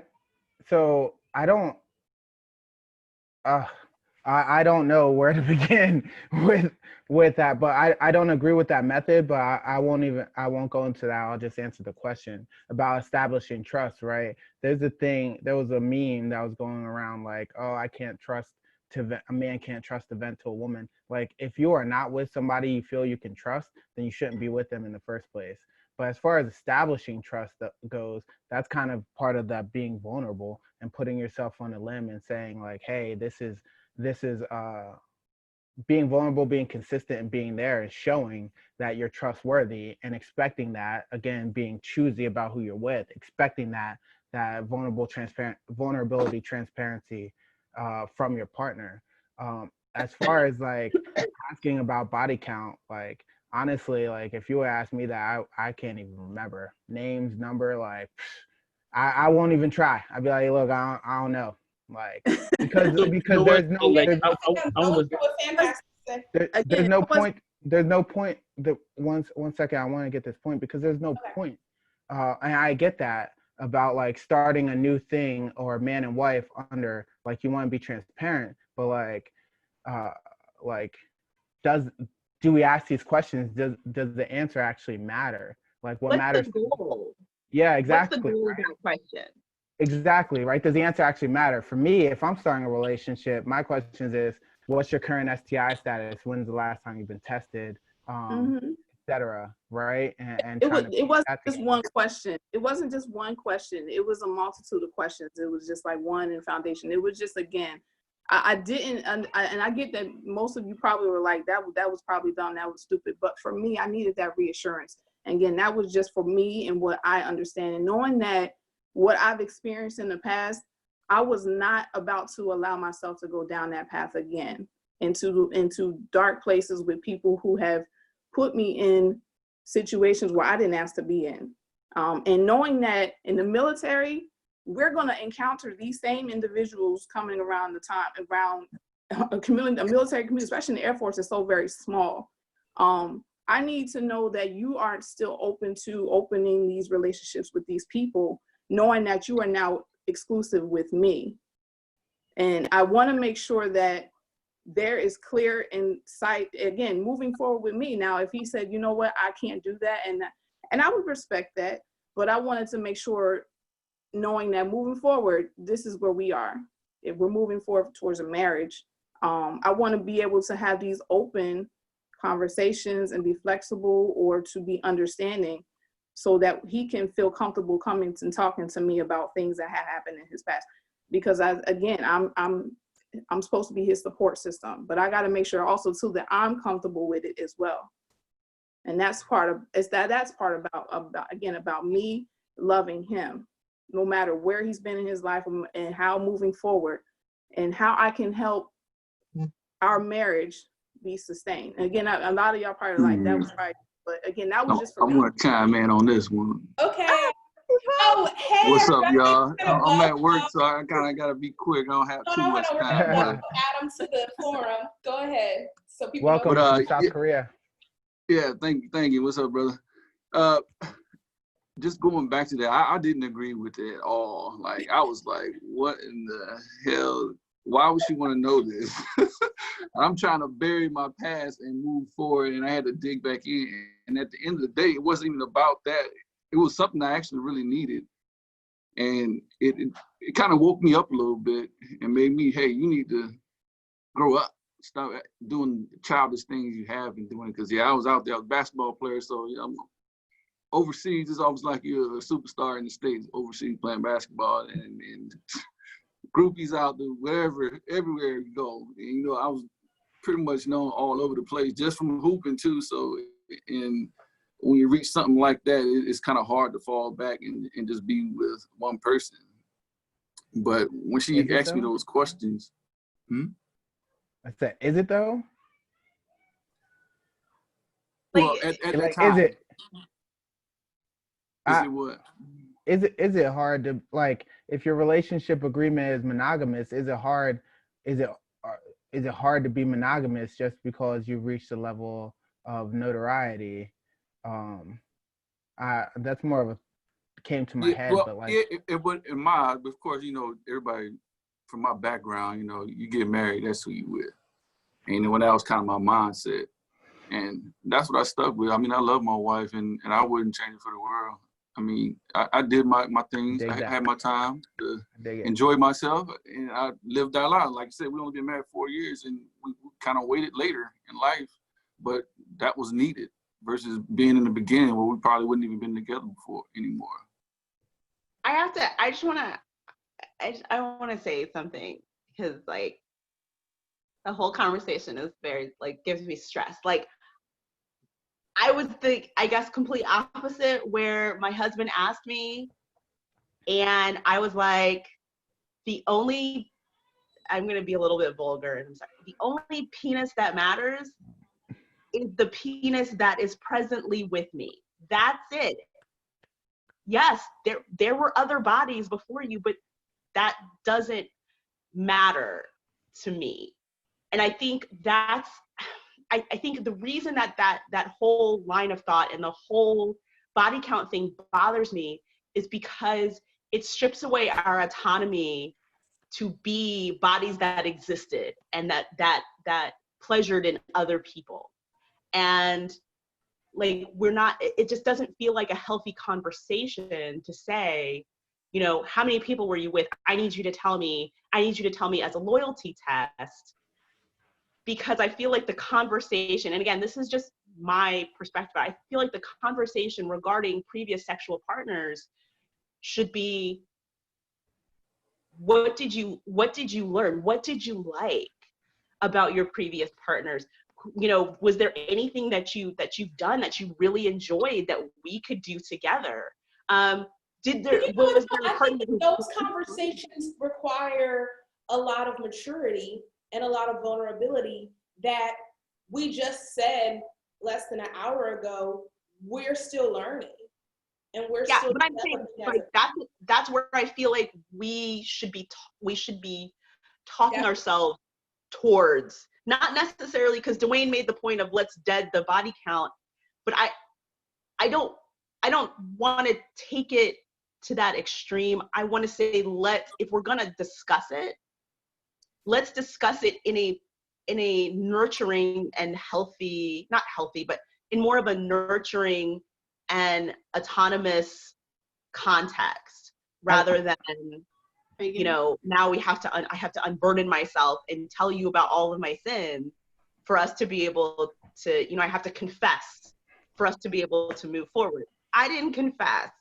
My husband figured it out, but I was like, oh no, baby, I have never been with anybody else before you. Absolutely. I think when I say dead the body count, the way you brought it up is good, but it's still deading the body count. It's not how many partners have you been with, what are their names. It is like, tell me, like, let's talk about what works for you and what worked for you with your other partners that we can maybe keep going. Because, right, you don't know what your partner likes sexually if you don't ask, right? You just don't know it, and if you're not open. And yeah, you're taking a negative conversation and making it, in my opinion, a very like exciting conversation of like, let's talk about some wild shit that you did. But absolutely. Answer has been really hard right now, but I just want to first acknowledge that, like, if you're coming from a place, and I think this is what you were kind of getting at, if you're coming from a place of like pain or whatever, being cheated on or things like that, oftentimes you equate how many people a person has slept with their, like, I don't know, I'm gonna say like value of goodness, right? Like we say like, oh, if you only slept with this many people, then like you're a good person. And I think like, or, you know, whatever, if you had your fun and you were like a celebrity overseas, like that somehow makes you a bad person. But I think what you have to kind of, and this is what I had to learn for myself, is like you have to get away from equating like a number or sex as something that is bad and devalue somebody, because it doesn't. Like, and the flip side is like with my current partner, like we have conversations about the partners we've been, but the conversations we had weren't like, you know, what's the number of people you've slept with? It was more like, I was asking like, what did you learn from your last relationship? Like, what did you take away? Like, when did you guys stop communicating and why did that happen? Because I wanted to have those conversations about what that was. And that's why I had that conversation. But I just want to acknowledge and recognize that when you're in pain, like, and you're hurt, like, and you get cheated on, like that should I'll go. give you that. That's real. We talk about that's real. Things, trauma's real. Yeah, and also we talk about things a lot in theory, right? We talk about things a lot in what you've already experienced and grown from. And so sometimes we put on this lens as if like, I've matured from this, I've grown from this, so I can't possibly relate. Whereas we have to see people from where they were at that moment. Yeah. Right? So thank you so much for your vulnerability, Jada. Yeah. And thank you. Trauma's real. To be honest with you, like I have a problem as a single woman. I have a problem because of the way that I think about relationships, and I have to like get out of it. And I wonder, am I like chasing this European fantasy? Am I chasing this European dream of what Black love is from like the Cosby Show, or like Dwayne and Whitley, or like Martin and Gina, or like all these other Eurocentric television shows that we like watch in like fandom? So I'm wondering, like, do you guys feel yourself like you're chasing the European ideal of marriage or relationships in general? I got I guess a question or an answer necessarily, but so when you say European dream, it sounds very deliberate, right? And it's like it, you know, we're colloquially used to American dream, right? So I guess I'm not necessarily understanding what you mean by Well, I European. guess the American dream is the European dream. Okay, It's the okay. Western standard, the Western Okay, idea. right, right. And so with that said, I'm not sure if if we can give them that much credit that that's their you know that family structure that we're trying to mirror is that's exclusive to them. I mean, why can't we have a nuclear family of you know the Cosbys or Martin and Gina, et cetera, right? I mean, if that's what we desire, we should be able to obtain that as well. And that's, I think that's what kind of like the is the what Black love speaks to is like, listen, we also can occupy those spaces. It's not just reserved for them. So I'm not sure if I necessarily subscribe that that's the, you know, idea for the reserved for them. So then let me ask you a question. I dig that. What is your present day ideal love look like? That's a What does it look like what you have now? yeah, that's a large question. I think we should always be striving to you know, build upon wherever we're at with our love necessarily. So I don't necessarily believe that someone, hey, you know, you have to have a 2-car garage, white picket fence, dog, cat, 2 children, you know, happily married live happily ever after. I don't think that's the necessary model. But again, it's like what the 2 or more participants agree upon. Like that's what's ideal, or that's what's perfect for them. So, I mean, I think we don't ask ourselves, we don't do the 3 why experiment when we talk about like, hey, why can't we have nuclear families as well? Like our thoughts on relationship structures, like, okay, if your relationship structure or the relationship structure you want is just you and a partner of the opposite sex, why?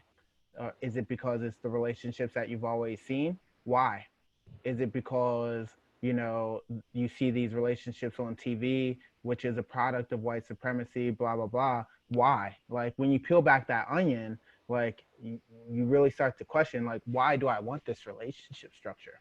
Why do I feel as though I have to have this relationship structure? Why do I feel as though my value is tied to if I'm getting married or if I am married or if I'm partnered in general, right?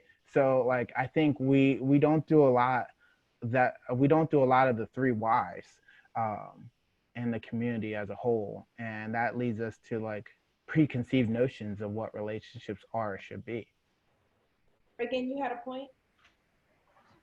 Like for me personally, I mean, I don't know if I've ever looked at like what I want out of a like maybe at one point in my life I did really think like I really want that, I guess what you're saying, like very European traditional household, right? I want the husband and the 2 kids. That's really what I want. But as I've grown in my relationships and just grown in general, like for me really, and I think this is kind of what you were asking, like what is the ideal relationship? For me, it's like healthy, self-expressed, fulfilled love is my ideal of a relationship. And however that manifests is however that manifests. And I'm not going to put any labels on that. I'm not going to try to put boundaries on what that is, because I just feel like when you put boundaries on stuff, you limit yourself. Like you limit yourself. There are so many possibilities of what that love could look like. And that for me was the framework. I wanted healthy, fulfilled, self-expressed love. That was it. That was my frame. I love that. That's kind of like my theory on relationships is that each individual should be working to better themselves in the relationship and better the relationship itself and help the other partner become a better version of themselves. Kind of like a campground. You leave the relationship better than you found it, or leave the person better than you found it. And a lot of times in this conversation, it comes up like 2 or more people in a relationship.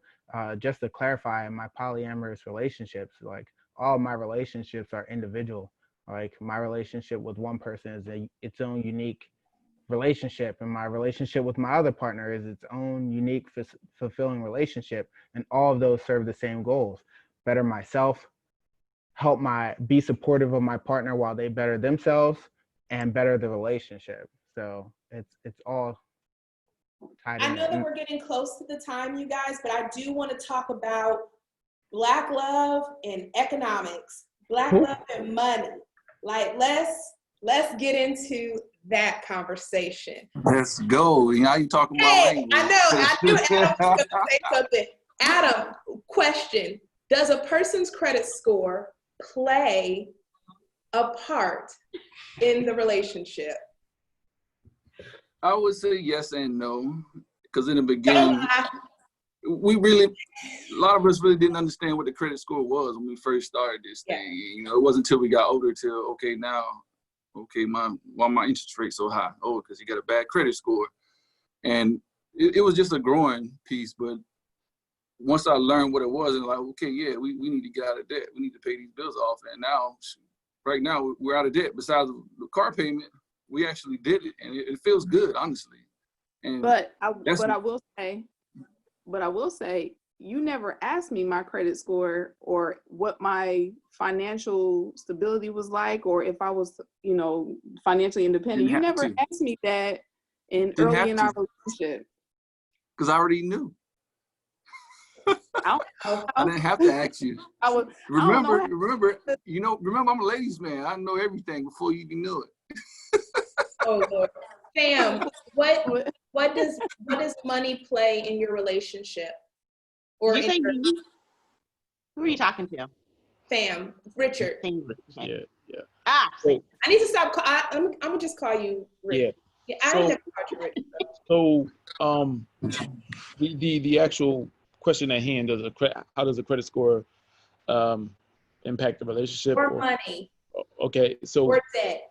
Okay, right. So, I do believe that there has to be some sort of level of financial literacy once you're becoming, once you get into a relationship, right? And money certainly is not everything. However, you have to understand how you're going to use it in terms of like your present and your future, and even for your legacy, right? Because if you intend to have children, what are they going to inherit, right? And that's kind of like to almost breaking ourselves out of like the white supremacy is controlling our economic base, right?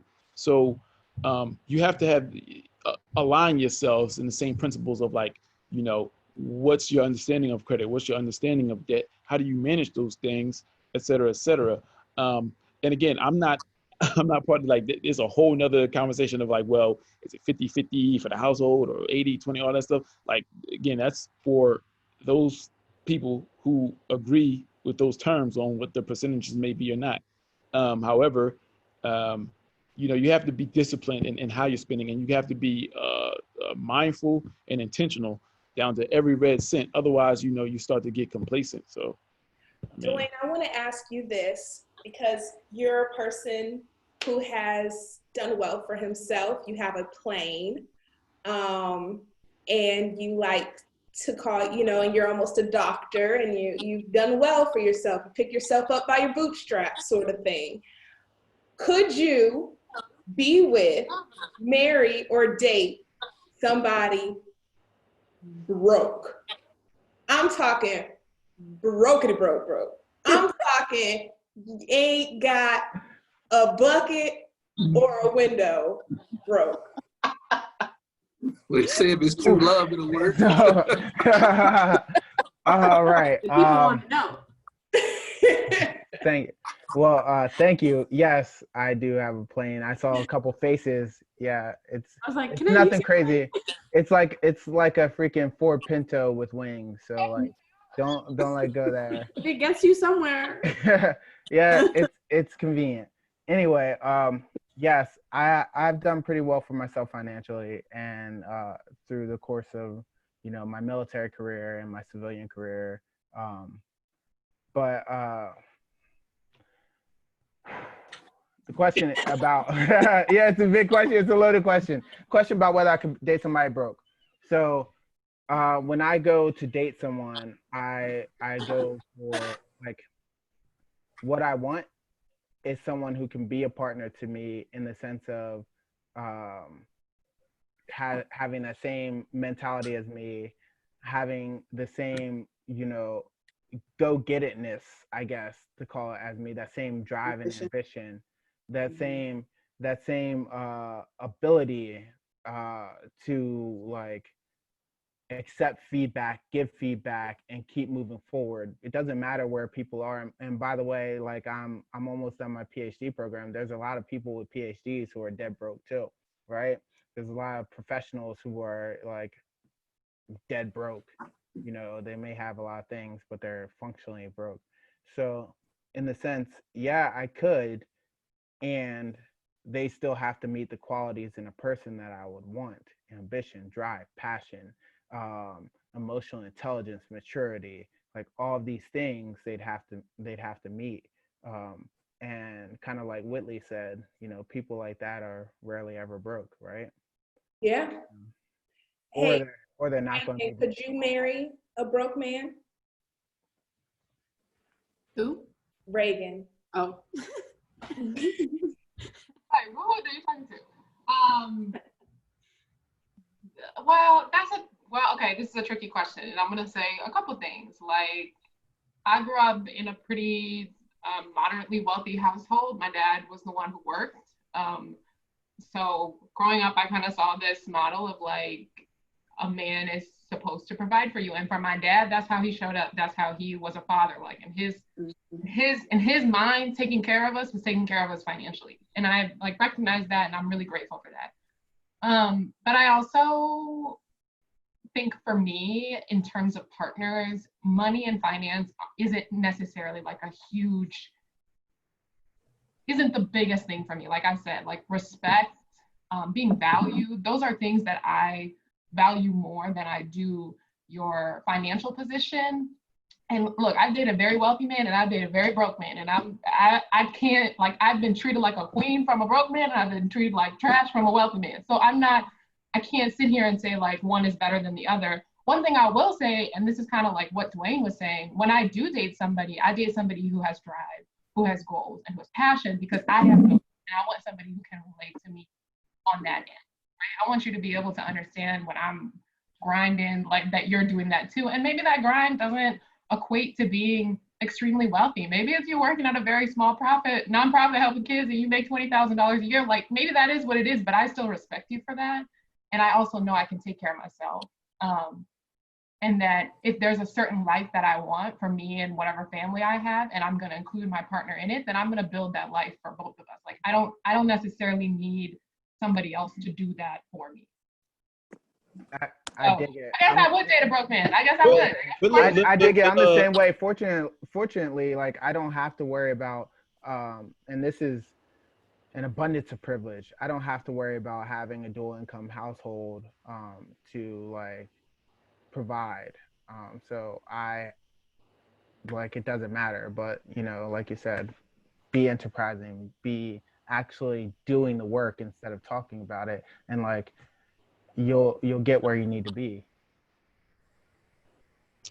I mean, I feel like the hypothetical, like it's almost like a non-starter, because if you're, it seems like we're all probably middle-class people, right? Or, probably doing a bit well for ourselves. And the level of poverty that was introduced, how are you even occupying the same spaces, like with that?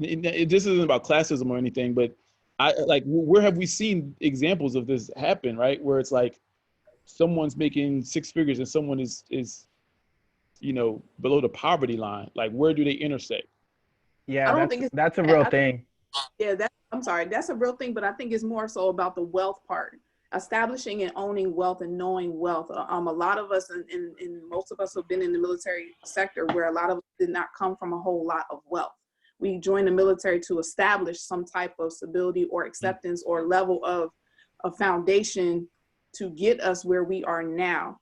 But I've had friends who came in the military with $30,000, $40,000, $50,000 of debt, but was not able to manage it and maintain the managing part of it, where some people were, and they did go to those financial classes that were poured into us and was able to take that knowledge and use it appropriately to grow. So it's not necessarily about in certain spaces, because there's plenty of us who still have friends in the same circle of spaces that are struggling, that still have a lot of debt and don't know how to appropriately build themselves out of it. And it probably takes maybe you as an individual, as their friend, to be like, hey dog, what you got going on? Or why is it that every time we go out, you can't really afford a $10, $15 meal? Or why you always seem like you're scaling back? And kind of, I mean, you may not have to be able to ask that question. You may not be that transparent about their finances, but there is a lot of people in certain spaces that are struggling just to find some type of way out of that, that generational behavior. And it's I don't know how else as a society, as Black people, we have to not shame those people.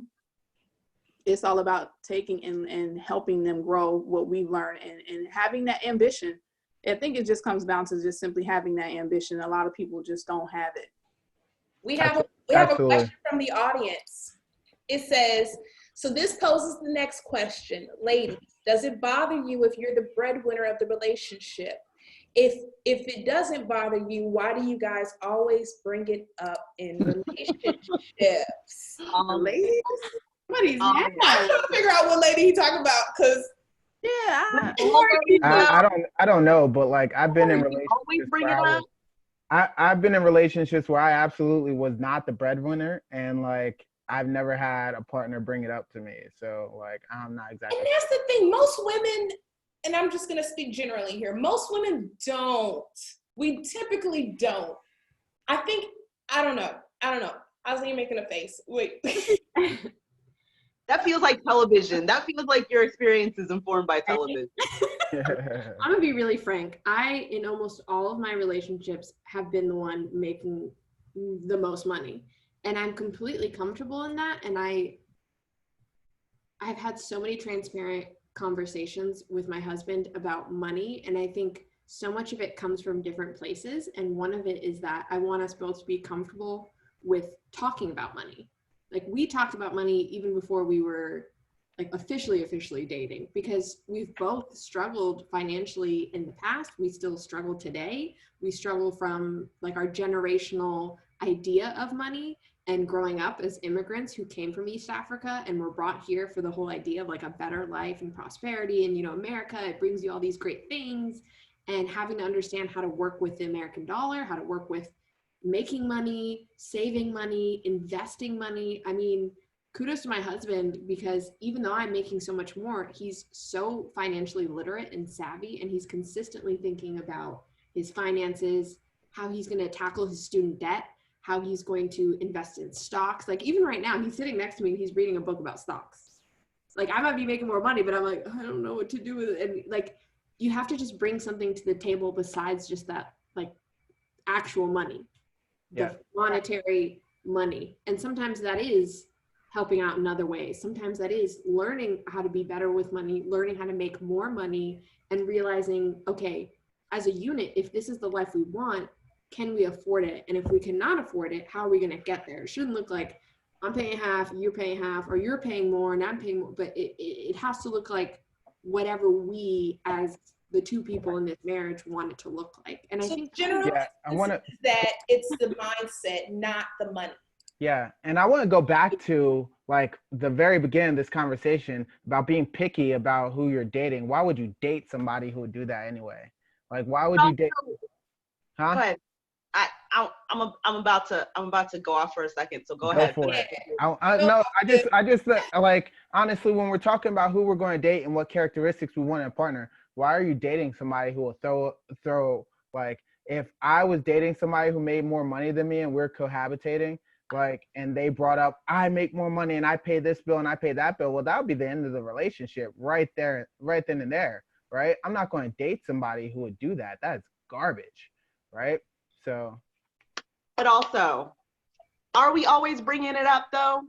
I mean, are we? Because I'm about done with that. I'm about done with these like hot takes about what Black women do and what we say and how we're, because I've heard that nonsense, and I'm calling shenanigans on it right now. Okay, I know a lot of women who make more money than their husbands or than their partners or than their boyfriends. I know friends who have dated some broke men and they were just as happy as can be. So sometimes I think we kind of overlay some issues onto really benign conversations. So friend, whoever you are, if that is you, dismantle that. Take that apart, figure that out. Figure out why you're so, you fall into that trap so easy. And maybe, I don't know, hang out with some better people. That's me looking right at you, telling you do better. I love it, but like for real, like statistically, Black women, right? We are all make money, more educated. We make more money. We tend to hold positions for. I'm just saying, like, statistically, that doesn't even make sense. And this conversation that Black women always do is value men for money. It's a part of patriarchy because what men do is they put financial value on us. They say, I can buy this girl with this. I can buy this person with this. It's ridiculous because it's like, I don't have any friends. I don't know anybody in my circle that values money so much that they wouldn't quote unquote date somebody broke, or they wouldn't like that. That is not even a conversation as women we have. We're not sitting around the table going, girl, I'm dating this man, he's broke. I don't know what I'm about to do. And if we're gonna dead something, let's dead this hoe y'all Black women do. Like, can we just dead that hoe, right? Hey, why can't we dead both? ¿Por qué no los dos? Dead both. So about the question that was posed, and I don't know the individual, and I'm sure it was in good faith, but I feel like it's something to unpack inside of it. Is more or less like, because it was 1950ish where men brought home the bacon and everything. The question perhaps should be, are men still feeling emasculated when the woman is making more money? Because that's what it is these days, right? So, and again, in a lot of male circles, you would hear men feeling like they don't want to date someone who makes more money than them, or feel a particular way about a woman who makes more money than them or whatever, right? Because if they don't take out the trash, they can tell them to leave or something, right? So I feel like the question should be kind of more centered on how men are evolving, if not or so, more or less than, it's a weird way to flip that. Like, hey, how are you feeling about making more money than the person you're with? That's strange. Let's talk about that. Hold on. Let's talk about that. Let's talk about how we take our we view our masculinity from a lens of like, what are we providing? What are we doing? Like, we view our masculinity. We have to dismantle that. Like, that's like, our masculinity is not like determined by how much money we make or if we're providers financially, right?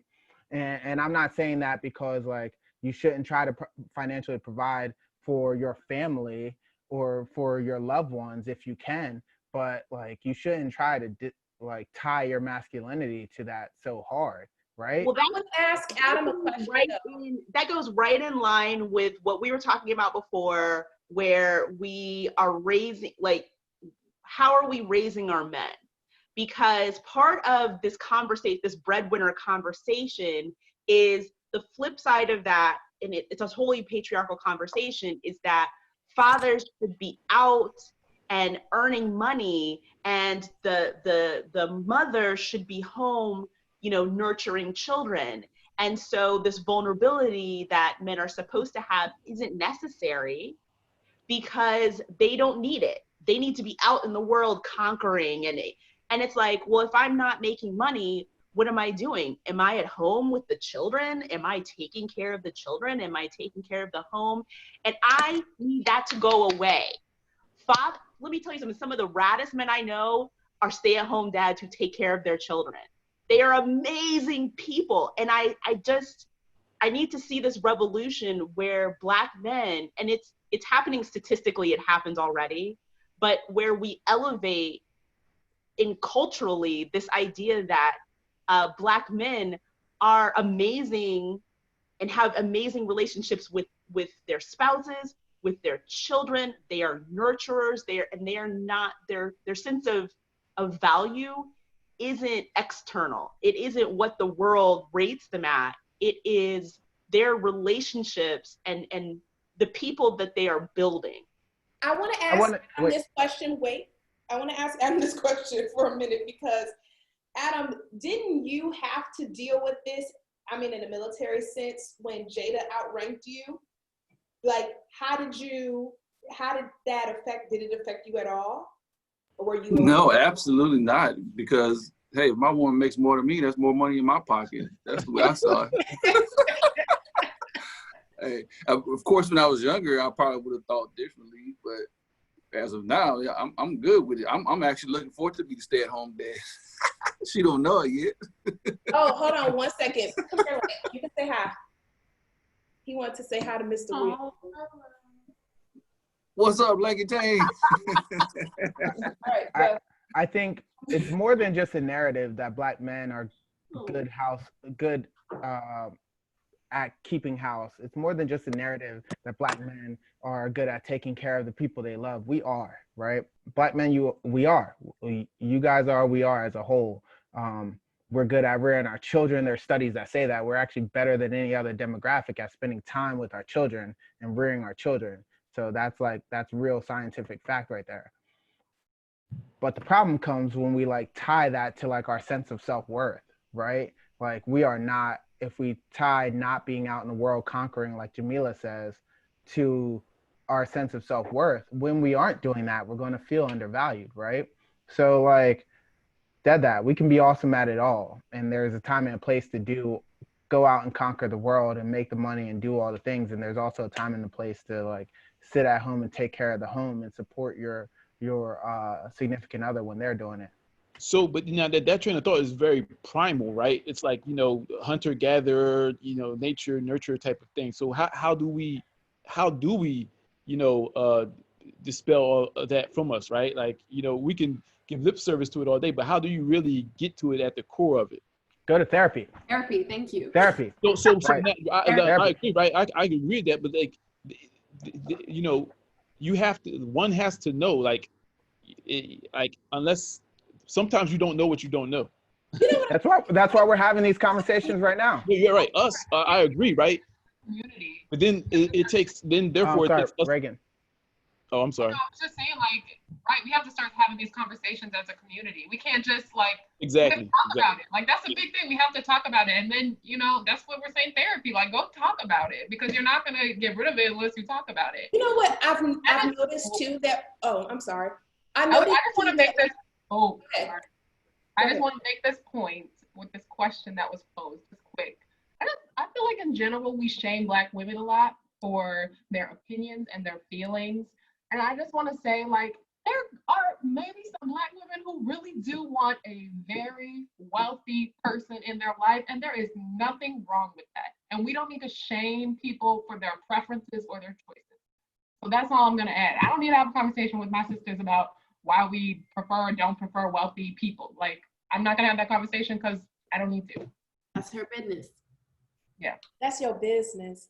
Really Listen, but I also think, going back to Fam's point, I think the way that I've been able to evolve and grow as a person is by having candid conversations with people who challenge my thought process. So I think that if you recognize that you are more progressive than your circle of friends, then I think that you have a responsibility to either get different friends or to educate your circle, because I think that you're the summation of your circle.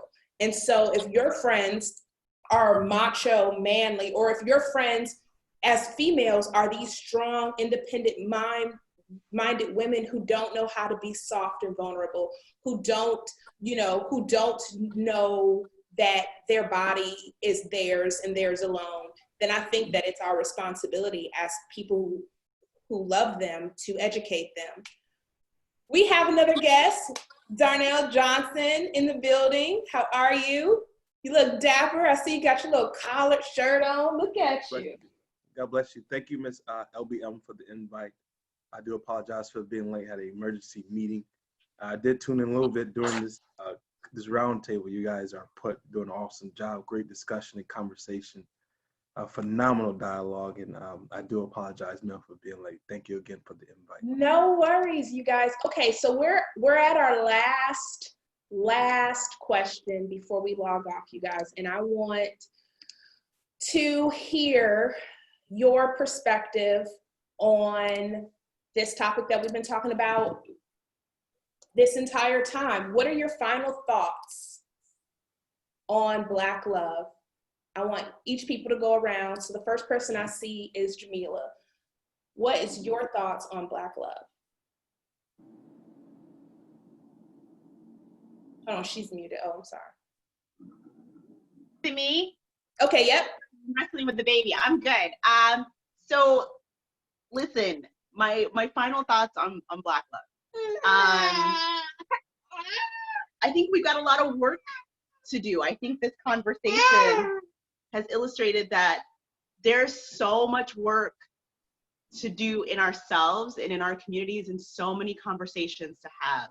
But I also am so optimistic. Just this conversation, I mean, I was already optimistic, but just this conversation makes me so optimistic for where we are going as a people and where we are going with regard to loving ourselves and loving each other well and representing that and having a healing, a vast revolutionary healing. So if anybody's watching this and maybe unsure, Black love is amazing. Get you some, have all of it. There's no limit. Just take it all. All right, that's it. I'm wrestling with a baby. All right, fam, tell me. Final thoughts on Black love. Oh yeah, get me out of here, huh? Listen, the whole roundtable was real dope. I really appreciated everyone's opinions and insights. It was beautiful. You all have some brilliant minds. I wish I forgot to bring my pen and pad to write these things down so I can go back out into the world and say them like I conjured them and whatever, right? But no, I think Black love, this right here, these spaces are designed for us to have this conversation, and so it can manifest. And then I think Elby and I have kind of harped on this kind of before. We have to go out and almost what Jamila was just saying. We have to go out and make an impression and influence those who don't necessarily share this same philosophy and values, because we believe what we're saying and doing is right. So we need to kind of dissipate that. But yes, Black love certainly needs to be propped up. And I think somebody had one of the dope synopses that it's the only way to really fight against supremacy or whiteness or someone. I forgot who said that. Forgive me, but it was real dope. That's the girl. That's yeah. Yeah. So it's really like our best tool. I mean, yes, we have to rein in the Black dollar and remind ourselves that we're Black and proud. And that we have Black power, etc. But Black love is really, all roads leads back to Black love, and we need to unlearn everything we weren't necessarily taught. Teach our young Black men and women, what to value in a individual, as Dwayne really that seemed like to be his common theme, and continue fighting the good fight. I think again, like spaces like this is necessary because it kind of always reins us in and do these temperature checks on each other and increases our knowledge base. And like I'm thankful of it. So thank you. I appreciate you coming on board, because I knew that this isn't your cup of tea, but I appreciate it. Yeah, I'm horrible at public speaking. Like I was just trying to think of, for real, I was just trying to think of all like the internet memes and Drake captions so I can try to like. Sometimes you just gotta bully your friends into doing stuff. Like the next person, Miss Reagan Henderson.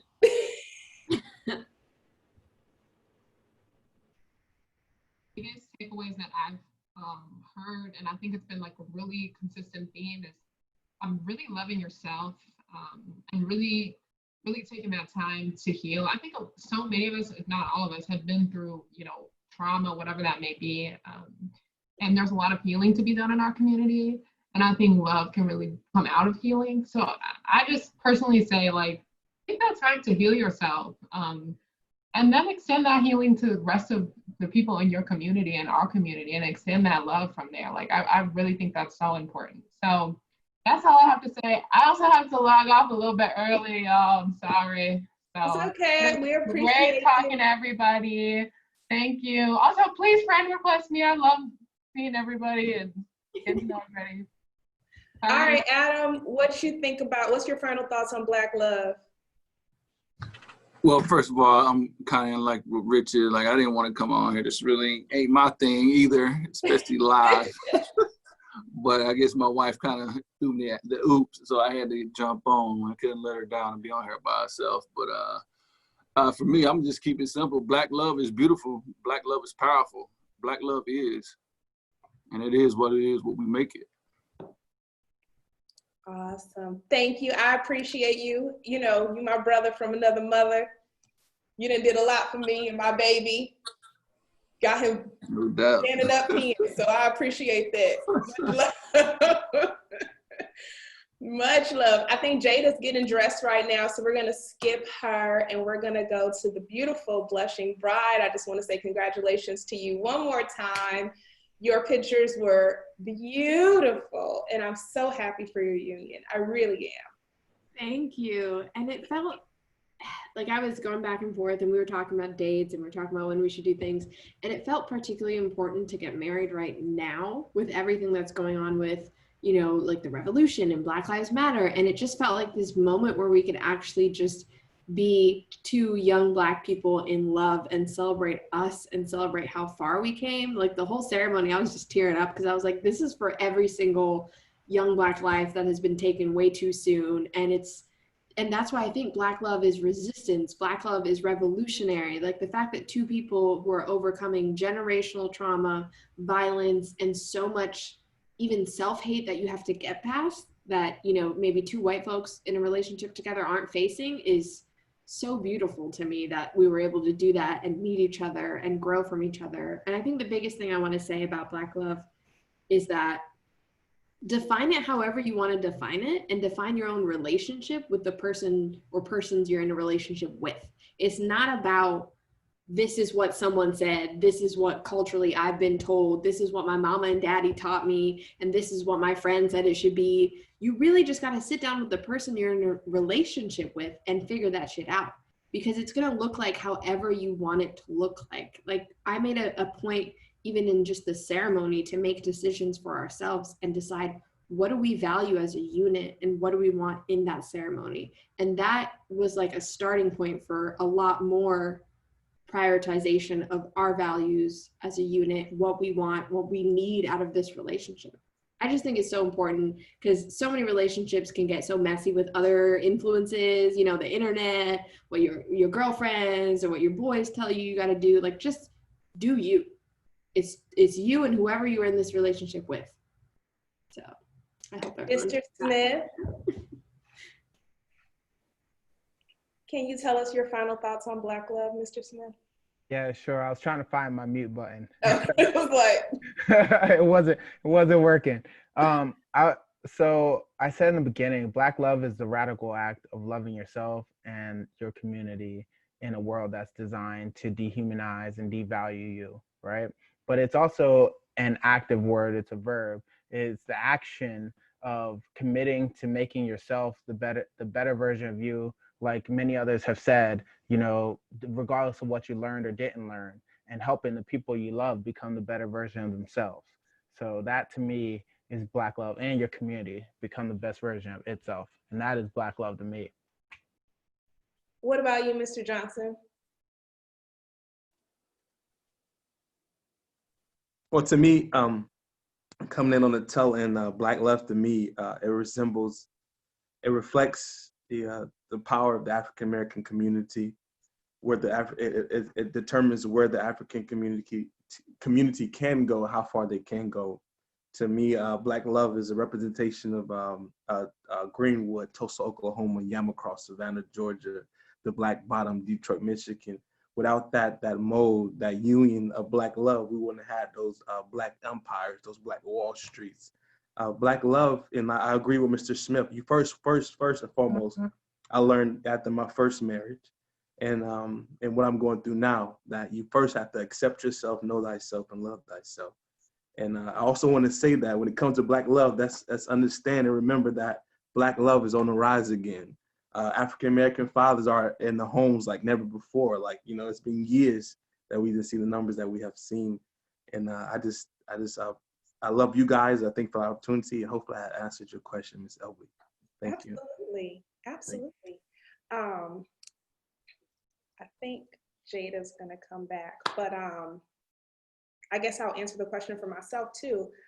I feel like Black love is representing who you are to the world, showing our strength, our vulnerability, our resilience, showing that we're not a monolithic community, that we all are unique and that we all are powerful in our own way. And I think that being authentic, being yourself, walking in this world as yourself without your mask is the biggest expression of Black love that anybody can do or be, because I think that it highlights all of the complexities that we have, all of the trauma, all of the love, all of the joy. And so for me, Black love is walking into a space as pure as I can possibly be and as me as I can possibly be. And that's Black love for me.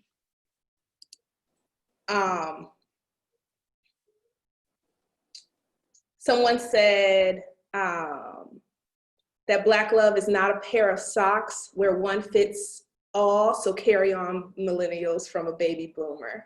Cool, okay. I just want to say that was deep. That was deep AF, what you just said, LB. Like, well, thank you. You know, every once in a while, I pull one out my pocket. She was holding on to that one. She was holding on the whole time. Was like, I'm about to throw it down. All these people. Yes. I love it. Go ahead. All right, you guys. Thank you so much. We are about to sign off. Please, please, please, please, please share this. Share this. I'm going to say this to everyone. Last Black Millennial Roundtable Discussion, we got to 2,200 views. I want us to get to 3,000 views, okay? So share, post, pick it apart, comment, tell us what you liked, tell us what you didn't like. We appreciate it. On that note, Jada, what's your final thoughts on Black love?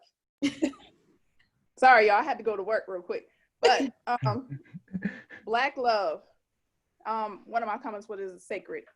The reason why it's sacred is because it is unique to us, and we are transparent. We should be, and we should allow everyone to express themselves regardless of who they are, Black, white, or indifferent, and love. And again, my foundation is to love ourselves. We can't expect anyone else to love us if we don't love ourselves, and also share that same love with the world, regardless of what your morals are, your values are. And at the end of the day, Black love is beautiful, baby. It is so beautiful. All right, you guys, thank you so much.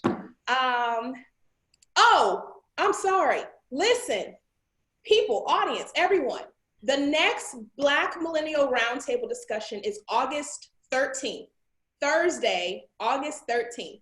And we're going to be talking about generational trauma. So if you want to be a speaker on the next Black Millennial Roundtable Discussion, go to our website, theculturistunion.com. I'm going to put it in here. And in the top of the banner, it says, do you want to be a speaker? Click that banner and you can be a speaker on the next Black Millennial Roundtable, where we are talking about generational trauma. So that's it. That's my plug. Buy a shirt. That's my plug. I appreciate you guys. Thank you so much. Toodaloo. Bye, LB. Thank you. Have a good night. Bye, everybody. Bye.